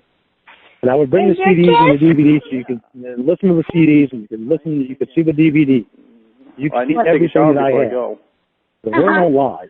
I got to take I was one completely too. gobsmacked the other day when he said something about calls. And when he said that there were calls, I didn't know what I expected to Okay. hear. I I'm gonna didn't put $20 have anything in. Okay, just as I long didn't have as you're anything sure in mind. What time But do when you I think you're going heard to get here? what I heard tonight, I'm gonna take a shower, and I mean, Lorne, then I'm gonna. are you still going to try to tell me that you didn't want to go to the house after those calls? I know I did not want to go to the house. Are you still going to try and tell me that you didn't want to have sex? I still try to understand why I even went. Are you still going to try and tell me that you didn't want to have sex? Let me play some more. Hang on. Why? Why? How many more with those? I'm not going to keep reliving this shit. You getting one yet? No, not yet. I wanted to find out what time you were going to be here. And then I have to go to Walmart really quick to get them things so I don't get you pregnant. The ones that you're not going to be wearing. Huh? What are you supposed to bring in the bag? What do you mean? What are you supposed to bring in your bag? Overnight clothes? Yeah. And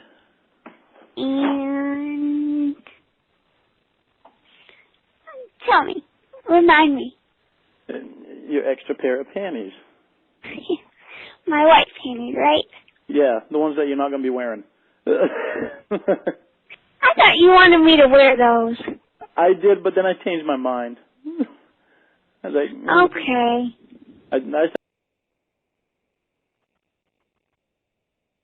Oh my God.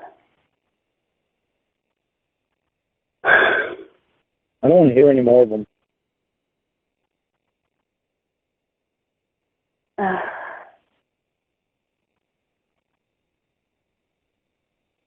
So, you weren't going to have sex, Lorne? You keep hounding me about it. Lorne, just admit it to me, and I'll consider breaking off the break. Admit what to you? That I was fucked up? I've already admitted to you that. Lorne, just admit that you were going to have sex. It bothers me that I hear stuff like that, and you say that you weren't going to. It bothers me that I know I didn't want to go there. Okay, but why were you going to get And I still condoms went and there. have sex?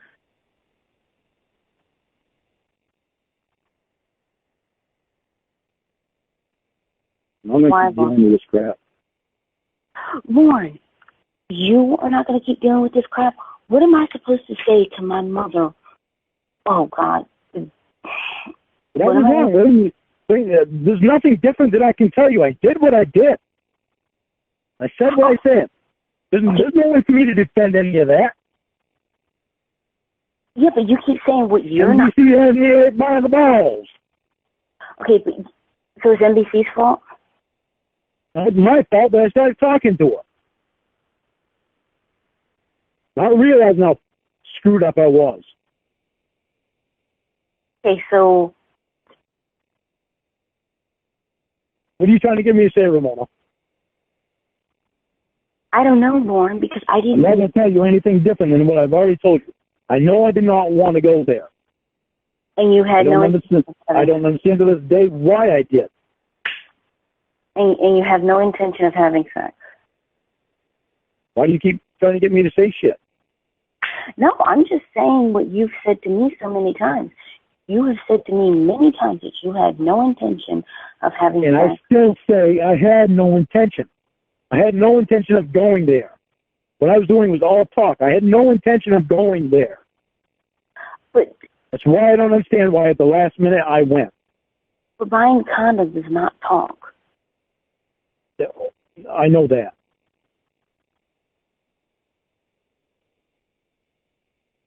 But I did not intend on going there until the last minute I wound up going. To this day, I don't understand why I did. That's what bothers me. Maybe I can't defend something that I did wrong. Well, not maybe I really wanted to. No, I was saying. I don't understand it. Lorne, we both know the truth. You were going to have sex. You wanted to have sex with her. I mean, that's the truth.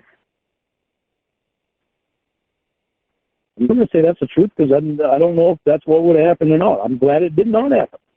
I'm so fucking happy that NBC was there. After 9 months that I've been talking to you, you drilled it in my head that it's a good thing that NBC was there. I'm not going to say it's a good thing that NBC was there, but it's a good thing that the authorities were there. Well, maybe NBC being there made it so that another child didn't get raped because they didn't want anything to happen like that to them. That is probably a good thing. Bad thing is I never intended on even talking to a 13-year-old. Why I went in an adult chat room. Lorne, that's what the bad thing is. Lorne, I know that you... Listen to me.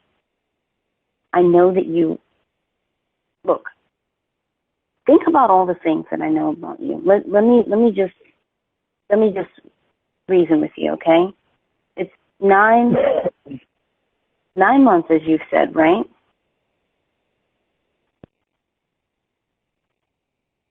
Lorne? Yeah. It's been 9 months. And in that 9 months, look at everything I have learned about you. And I'm still here. But look at everything I've learned about you. I've learned that there was some kind of theft from some old people. I've learned that you get drunk and are abusive. I mean, I've learned that you, well, in the call, I learned that you cursed out a boss. I mean, look at all of the bad stuff that I have learned about you, and I'm still here. And I want you, I really do, Lorne. I really do. I just want you to be honest with me. Because here's the thing. I already... You are the first person that I have ever been completely honest with. Lorne, calm down. Listen. Lorne. I have never told anybody everything that was in my head. Lorne. I am not lying to you about what I am telling you. Lorne, I do think that somewhere in your mind that you... I want to say that in your mind, I think that you were so devastated by how your siblings had treated you. And you were so upset. And you were looking for love, and a part of love is sex. And I do think that you had found it. I mean, it was, sadly, it was fake, but I do think that you found it. And I mean, I'm not mad. Lorne, I will not leave you for telling me that you wanted to have sex with her. I believe that that's what happened, that you wanted that. I will not leave you for that. I just want you to be honest with me, and I want you to be honest with yourself. Lorne, please stop. I'm gonna be honest with you and tell you something I've never told anybody that I wonder in my head. It makes me wonder. What makes you wonder? If I thought that having sex was something to keep somebody around so that I didn't lose love. Wait, Lorne, are you crying? Yes, hang on. Okay, because I didn't hear any of what you just said.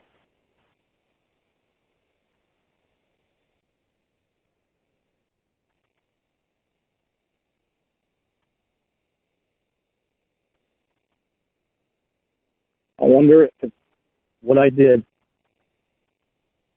all the sexual stuff that I said, was a way for me to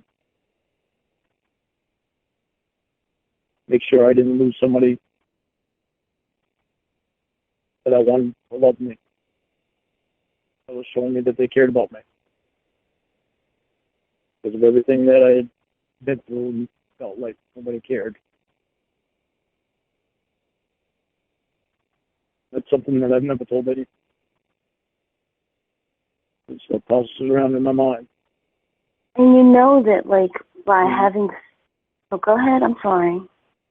So it's confusing. It's the reason why I get so confused about things. Lorne, I mean, could it be, and, you know, and I agree with what you just said, and, I mean, don't feel like I'm, like, going to be mad because you liked other girls before you met me, because that's, like, not at all me, and you know me, I'm not a jealous person or anything like that, and, you know, and I had guys that I liked and whatever, but, could it be that at that time in your life you did find what you wanted? You found the love that you wanted. You found the person that you wanted. It's just unfortunate that she happened to be, you know, underage. No, I didn't. No, I didn't find what I wanted. All I found was somebody that was paying attention to me and listening to me, showing me that they cared about me. And so That's what I found, and I got lost in it. And so, like, you know, no, I understand. And so, like, you knew that, basically, like, having sex with her. I lost all thought of it being underage. I knew it. I lost all thought of it, and I still knew it. That's why I'm confused about what happened. Because I knew she was underage. I still got completely lost. But, like, you knew that, like, you know, if you had sex with her, that she would never leave you, and so, like, it was... That's part of the stuff that was going on through my mind at the time. And at the same time, I still knew I didn't want to have sex with her, and I didn't, and I knew I didn't want to go there. And I never was supposed to go there until the very last minute when I went there, and I talked to her right before I went there, and told me to give her that big hug and kiss. And that, oh God. Lorne, the reason, you know, and don't be mad at me, okay? The reason why... Are you crying?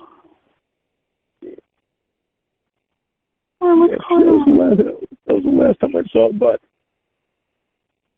Oh.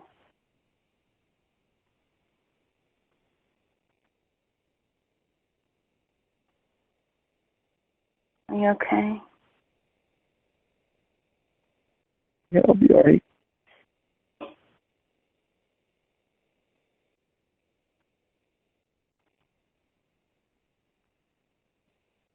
Well, I was just going to say, like, that the reason why I think that...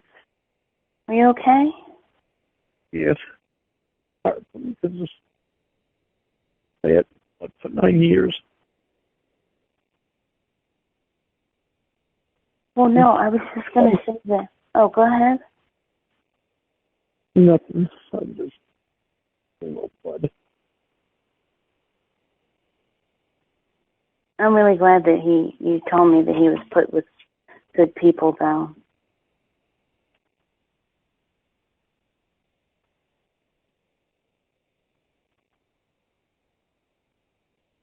Damn it, TJ.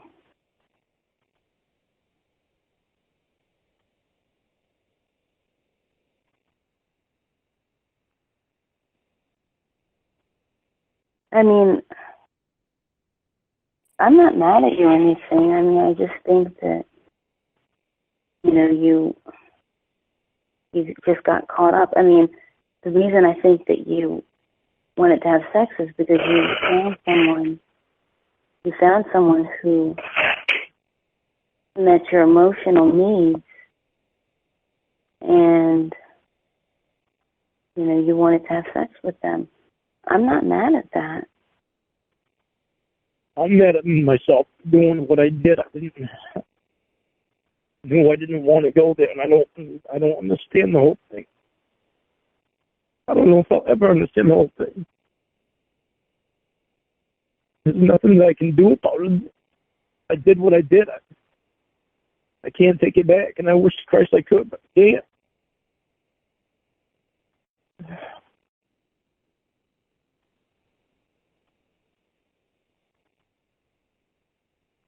And I think, and I know that you wish that you could take it back and everything. But I think, to me, I think that it was just that you had this hole inside of you, right? And this whole, emotions and love and all that stuff. And then you met this person, their age notwithstanding, and that hole was filled. And I mean, that's why I think that, you wanted to have sex. I'm not hounding you about that. I just don't want you to tell yourself that you didn't, only because it hurts you more. I think it hurts you more when you hide this from yourself, and when you deny this from yourself, and when you lie to yourself. I think you hurt more when you do that.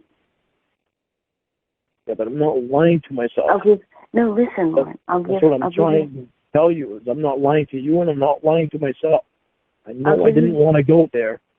I don't understand why I did. Even when I went, I knew I didn't want to be there. I knew I didn't want to have sex with her. My thoughts were all confused that it was possible that I would. Lorne, hold on a second. I gotta put my headphones in. Can you hear me? Yeah. Okay, hang on. Okay, can you hear me? Yeah. All right, yeah, my headset needs to be charged. I've never lied to you about anything.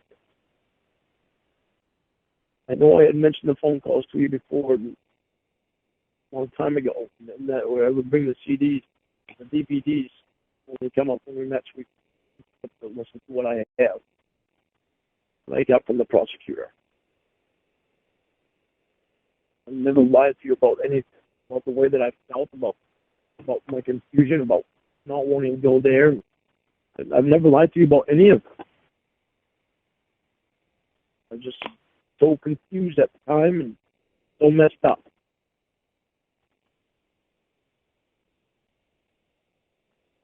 So much worse to God that I could take that back. I can't. I did it. I can't take it back. All I can do is try to understand why I didn't. It's still hard for me to understand. I still don't understand. Part of the reason why I'm in therapy.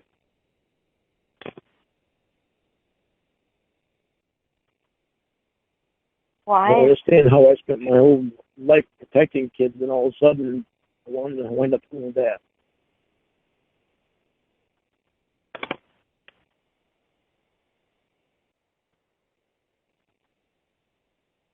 But I think, and I mean, listen, I think that admitting it, and Lorne, I mean, Lorne, stop blocking it out. You're putting up a barrier, okay?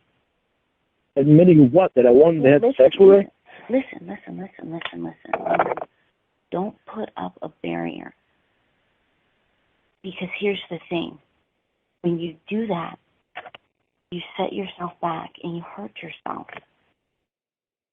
Yeah, it makes a lot of sense. And so you are traumatizing yourself every single time. Not because this thing happened and you have to live with it for the rest of your life, but because when you block things out and then you hear it again, it re-traumatizes you.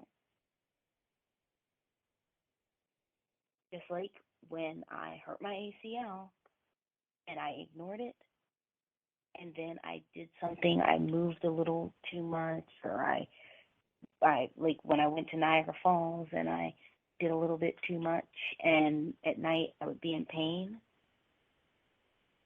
I made life harder for myself because every single time I did too much, I re-injured myself, or it was like getting injured again. And so I think that that's what you do with a lot of things. You block things out to the point where it's quite believable that you forget and that you tell yourself certain things. And then when you're faced with it, you get re-traumatized. As opposed to being faced with it and being able to say, yeah, I know, I did X, Y, and Z, and, I'm a different person now. You get re-traumatized every single time. It bothers me that I did it.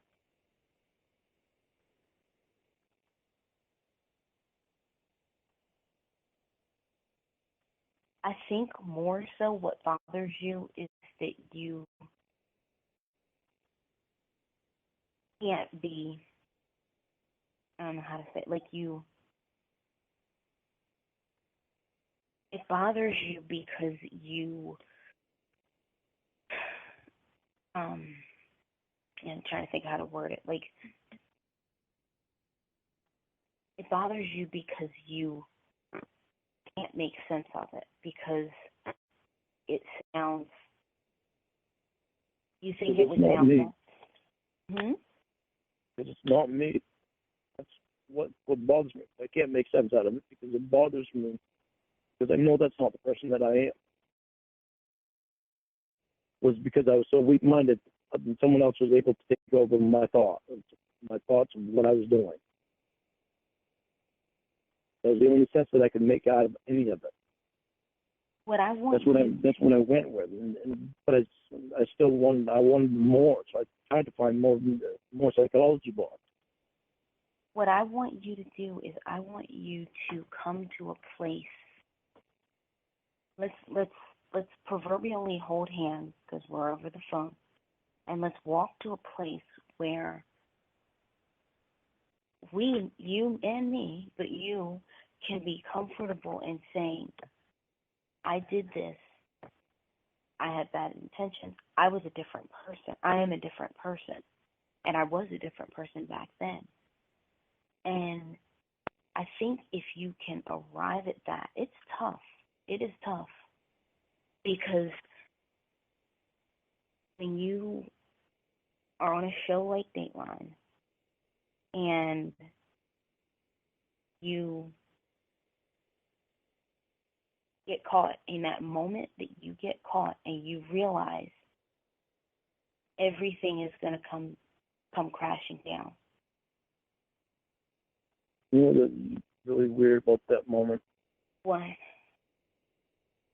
Like, that's when I woke up. I realized, how the hell did I get here? It's a rock bottom. And you have to hit a rock bottom. But the thing is that for you, like, I want you to be able to admit, hey, look, you know what? When you're talking to Emma, when you're talking to your probation officer, even your therapist, even your mom, you can tell them whatever the hell you want.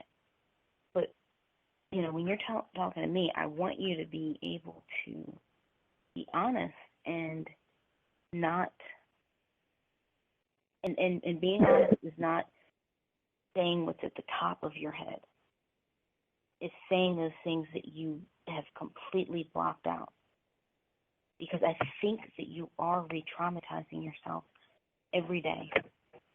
And I think the key to freedom is to search inside yourself and to, even if it's just to me. I see I'm being honest with my therapist too, and with the class. Being as honest with them as I am with you. And it's obvious that I had bad intentions when I went there. But at the same time, I knew I didn't want to do anything. I knew I didn't want to go there, and I think that I don't understand any of what I did. I don't understand how I got to that point. What do you mean? I don't understand how I got to the point of where I went there. I think that I think that people who are vulnerable and who are predisposed to how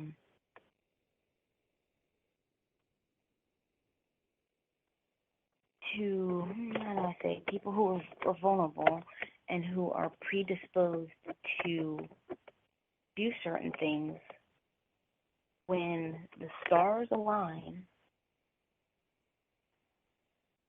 in a certain way, they can be made to do anything. When you look at, well, I know you don't watch crime shows, or I don't think you watch crime shows, but when you look at crime shows and you see all these stories of doctors and I guess in some cases maybe lawyers and actors and actresses and people who are pillars of their communities who murdered people or who did things that a lot of people would say are really horrible. The fact that they are a doctor doesn't make them, or a lawyer or whatever, doesn't make them any more or less likely to do those things. What you have is someone who most likely was a really good person. And because of the way that the Jenga blocks lined up, they found themselves doing something really bad. You see what I mean? Yeah. So I'm thinking of many cases where even judges, when you have a judge, I mean, someone who's a judge who ends up killing someone, they didn't say, hey, you know, I'm going to go through all these years of schooling to become a judge, and I'm going to go through all the elections and everything I have to do to sit on the bench, and then I'm going to throw it away by committing a capital crime. They don't say that. Most likely they're a good person, and the stars aligned in such a way that they ended up doing something really bad. And not because they didn't want to. I mean, they wanted to at that time. It's just the way that the circumstances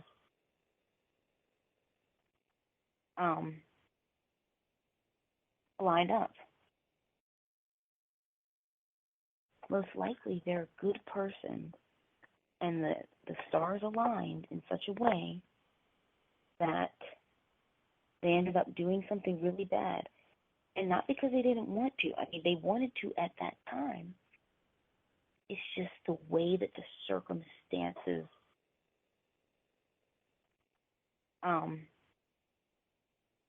lined up.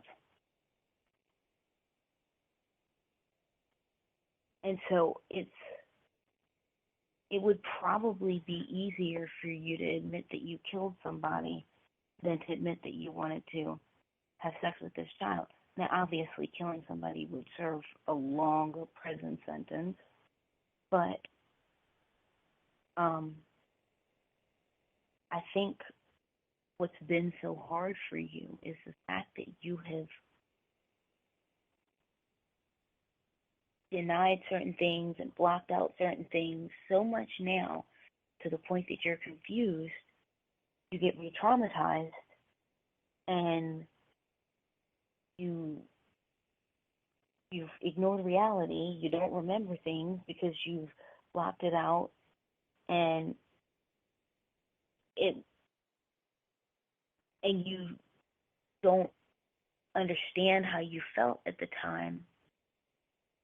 So you just kind of say, well, there were no feelings. I didn't want to do anything and whatnot. You see what I mean? I see what you mean. I understand it, but well, that doesn't make sense.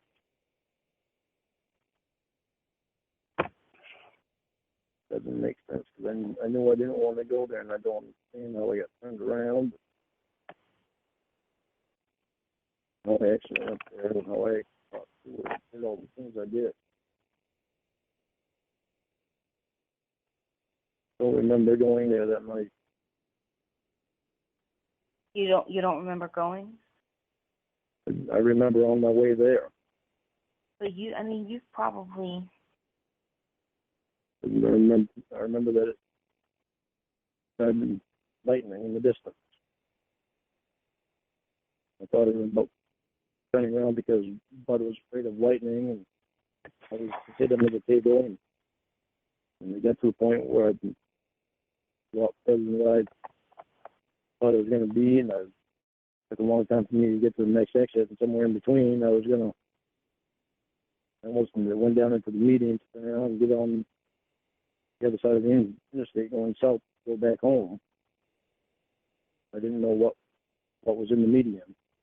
I went down in the bank. I didn't know what was down there, and I had a two-wheel drive truck, and I didn't want to get stuck. I was like, I'll just keep going to the next exit, and I'll turn around to the next exit and go back home. The next exit one being that exit that me I need to take. Lorne, I want you. I'll go over. Lorne, this is what I want you to do, and this is what we're going to do tonight. I've never told anybody that. I didn't hear you. Say again? On my way there, there was lightning in the distance. But I was afraid of lightning. I always had to sit under the table whenever it lightning. Wait, what about lightning? It was lightning that night. Yeah. The distance was lightning. It was coming toward Nashville. But I was afraid of lightning. You always sit under the table. And I almost turned around because of that. Didn't want to get him to be too further than what I thought it was. And I was going to turn around the next exit. And it took a long time to get to the next exit. And in between, before I got to the next exit, I almost turned around in the median. Almost go down into the median, turned around, got back on the road, going back to Nashville. But I didn't know what was in the median because it was dark. I couldn't see. It went downhill, then back up again. I didn't know if there was anything down there, if there was water, and I didn't want to get stuck. I had two-wheel drive, so I kept going to the next exit, and the next exit wound up being the exit that she told me to take. So I decided I was that far, so I'd go. Lorne, this is what I want you to do. Listen to me. Because we're going to do some exercises here, and I want you to set yourself free. And I'm talking to you as someone who, you know, is from your personal life, but also someone who almost had a job doing this and helping people.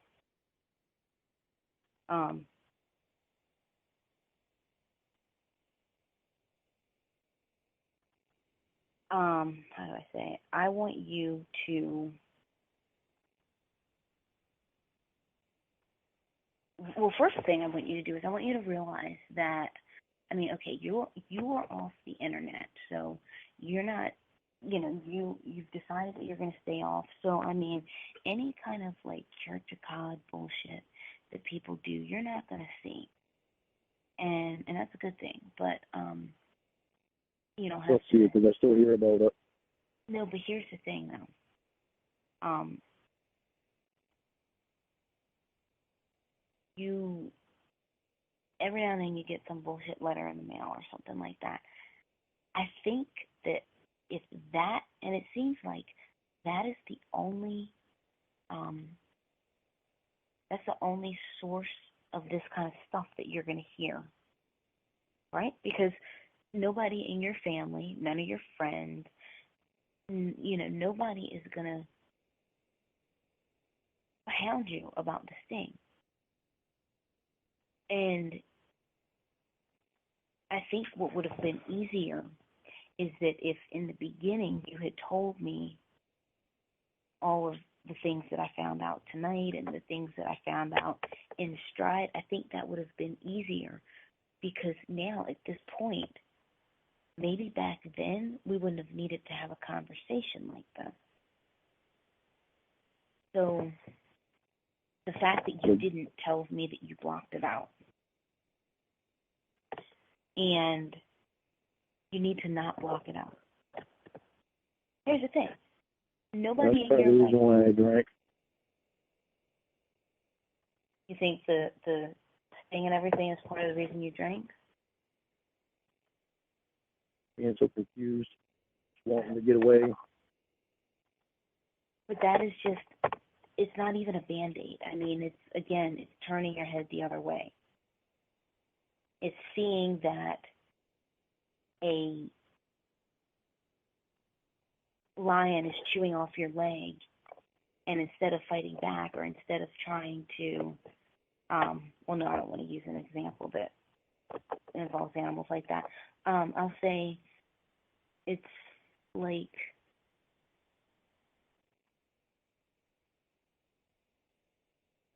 it's like if somebody gets gangrene, right? And let's say they have it on their pinky. And they say, well, you know, if I just ignore it, if I just look the other way, I'll be okay. And so they just turn their head and they don't look at their pinky. Even though it has gangrene, it has an infection, they can see it, they can stop it and be okay. They decide they're going to turn their head and just look the other way. It's going to spread. And it's not going to stop spreading. And either you're going to lose a limb or two or three or four, or they're going to die. And this is what's happening here now. You're not going to die, but you have turned your head and you're suffering for it. And you will suffer, I promise you, you will suffer every day of your life that you deny things and that you make a false reality every single night. Or every single day, rather, but at night, too.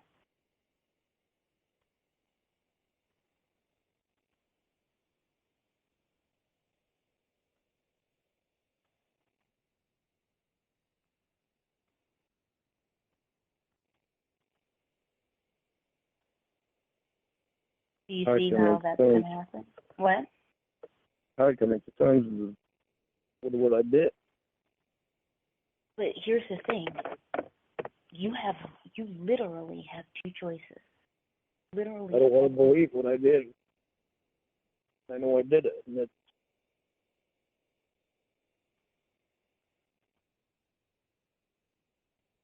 But here's the thing, though.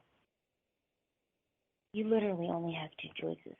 You need to come to terms with what you did and say, yes, I wanted to fuck the girl. I was fucked in the head. I wanted to fuck her. That's why I bought condoms. That's why I wanted to, that's why I drove there. That's why I did all these things. You need to come to those terms, set yourself free, or you will suffer like you're doing right now. that's the problem, no. Lorne, listen. You will suffer every single day for the rest of your life.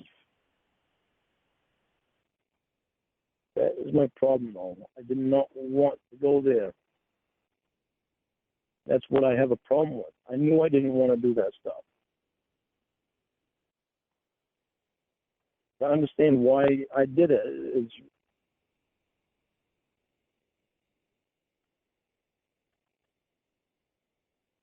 the hardest thing to do, to understand why I did what I did. I think that the reason why is because you had found, and here's the thing, you don't have to understand it. I understand it. Your therapists understand it. Your counselors understand it. You don't need to understand it. You just need to, and I know it's hard, Lorne, it is fucking hard as hell. But you are going to suffer every single day. Don't you want to take back your life? I mean, answer me this. Have you lived one day since the sting? You truly lived one day since the sting.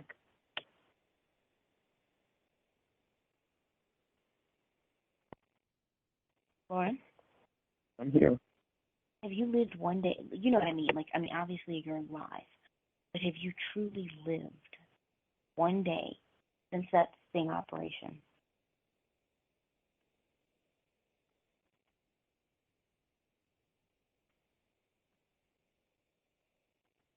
Lorne? I'm here. I want you to take back your life, and I'm trying to help you do it.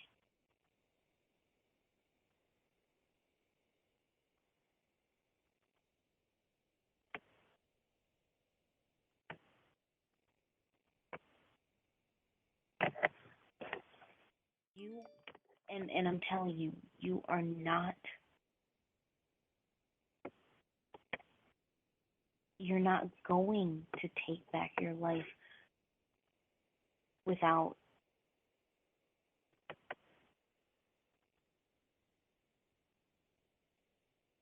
It bothers me that I could have done that. But here's the thing, you didn't. If I couldn't control myself with what I was saying on there, obviously I couldn't control myself going there because I went there. But here's the thing, you did it, you had your intentions, you know what you were going to do, but you didn't do it. I thank God every day for that. But the problem that you are going to live with is that until you admit it, you're not going to be free. Because A, you're living a lie, and B, you're trying to convince yourself of something that deep down you know isn't true. And that's fucking hard. I don't know it's not true that I didn't want to go there. I know it's true that I didn't want to go there. What's true, though, also is that I went there.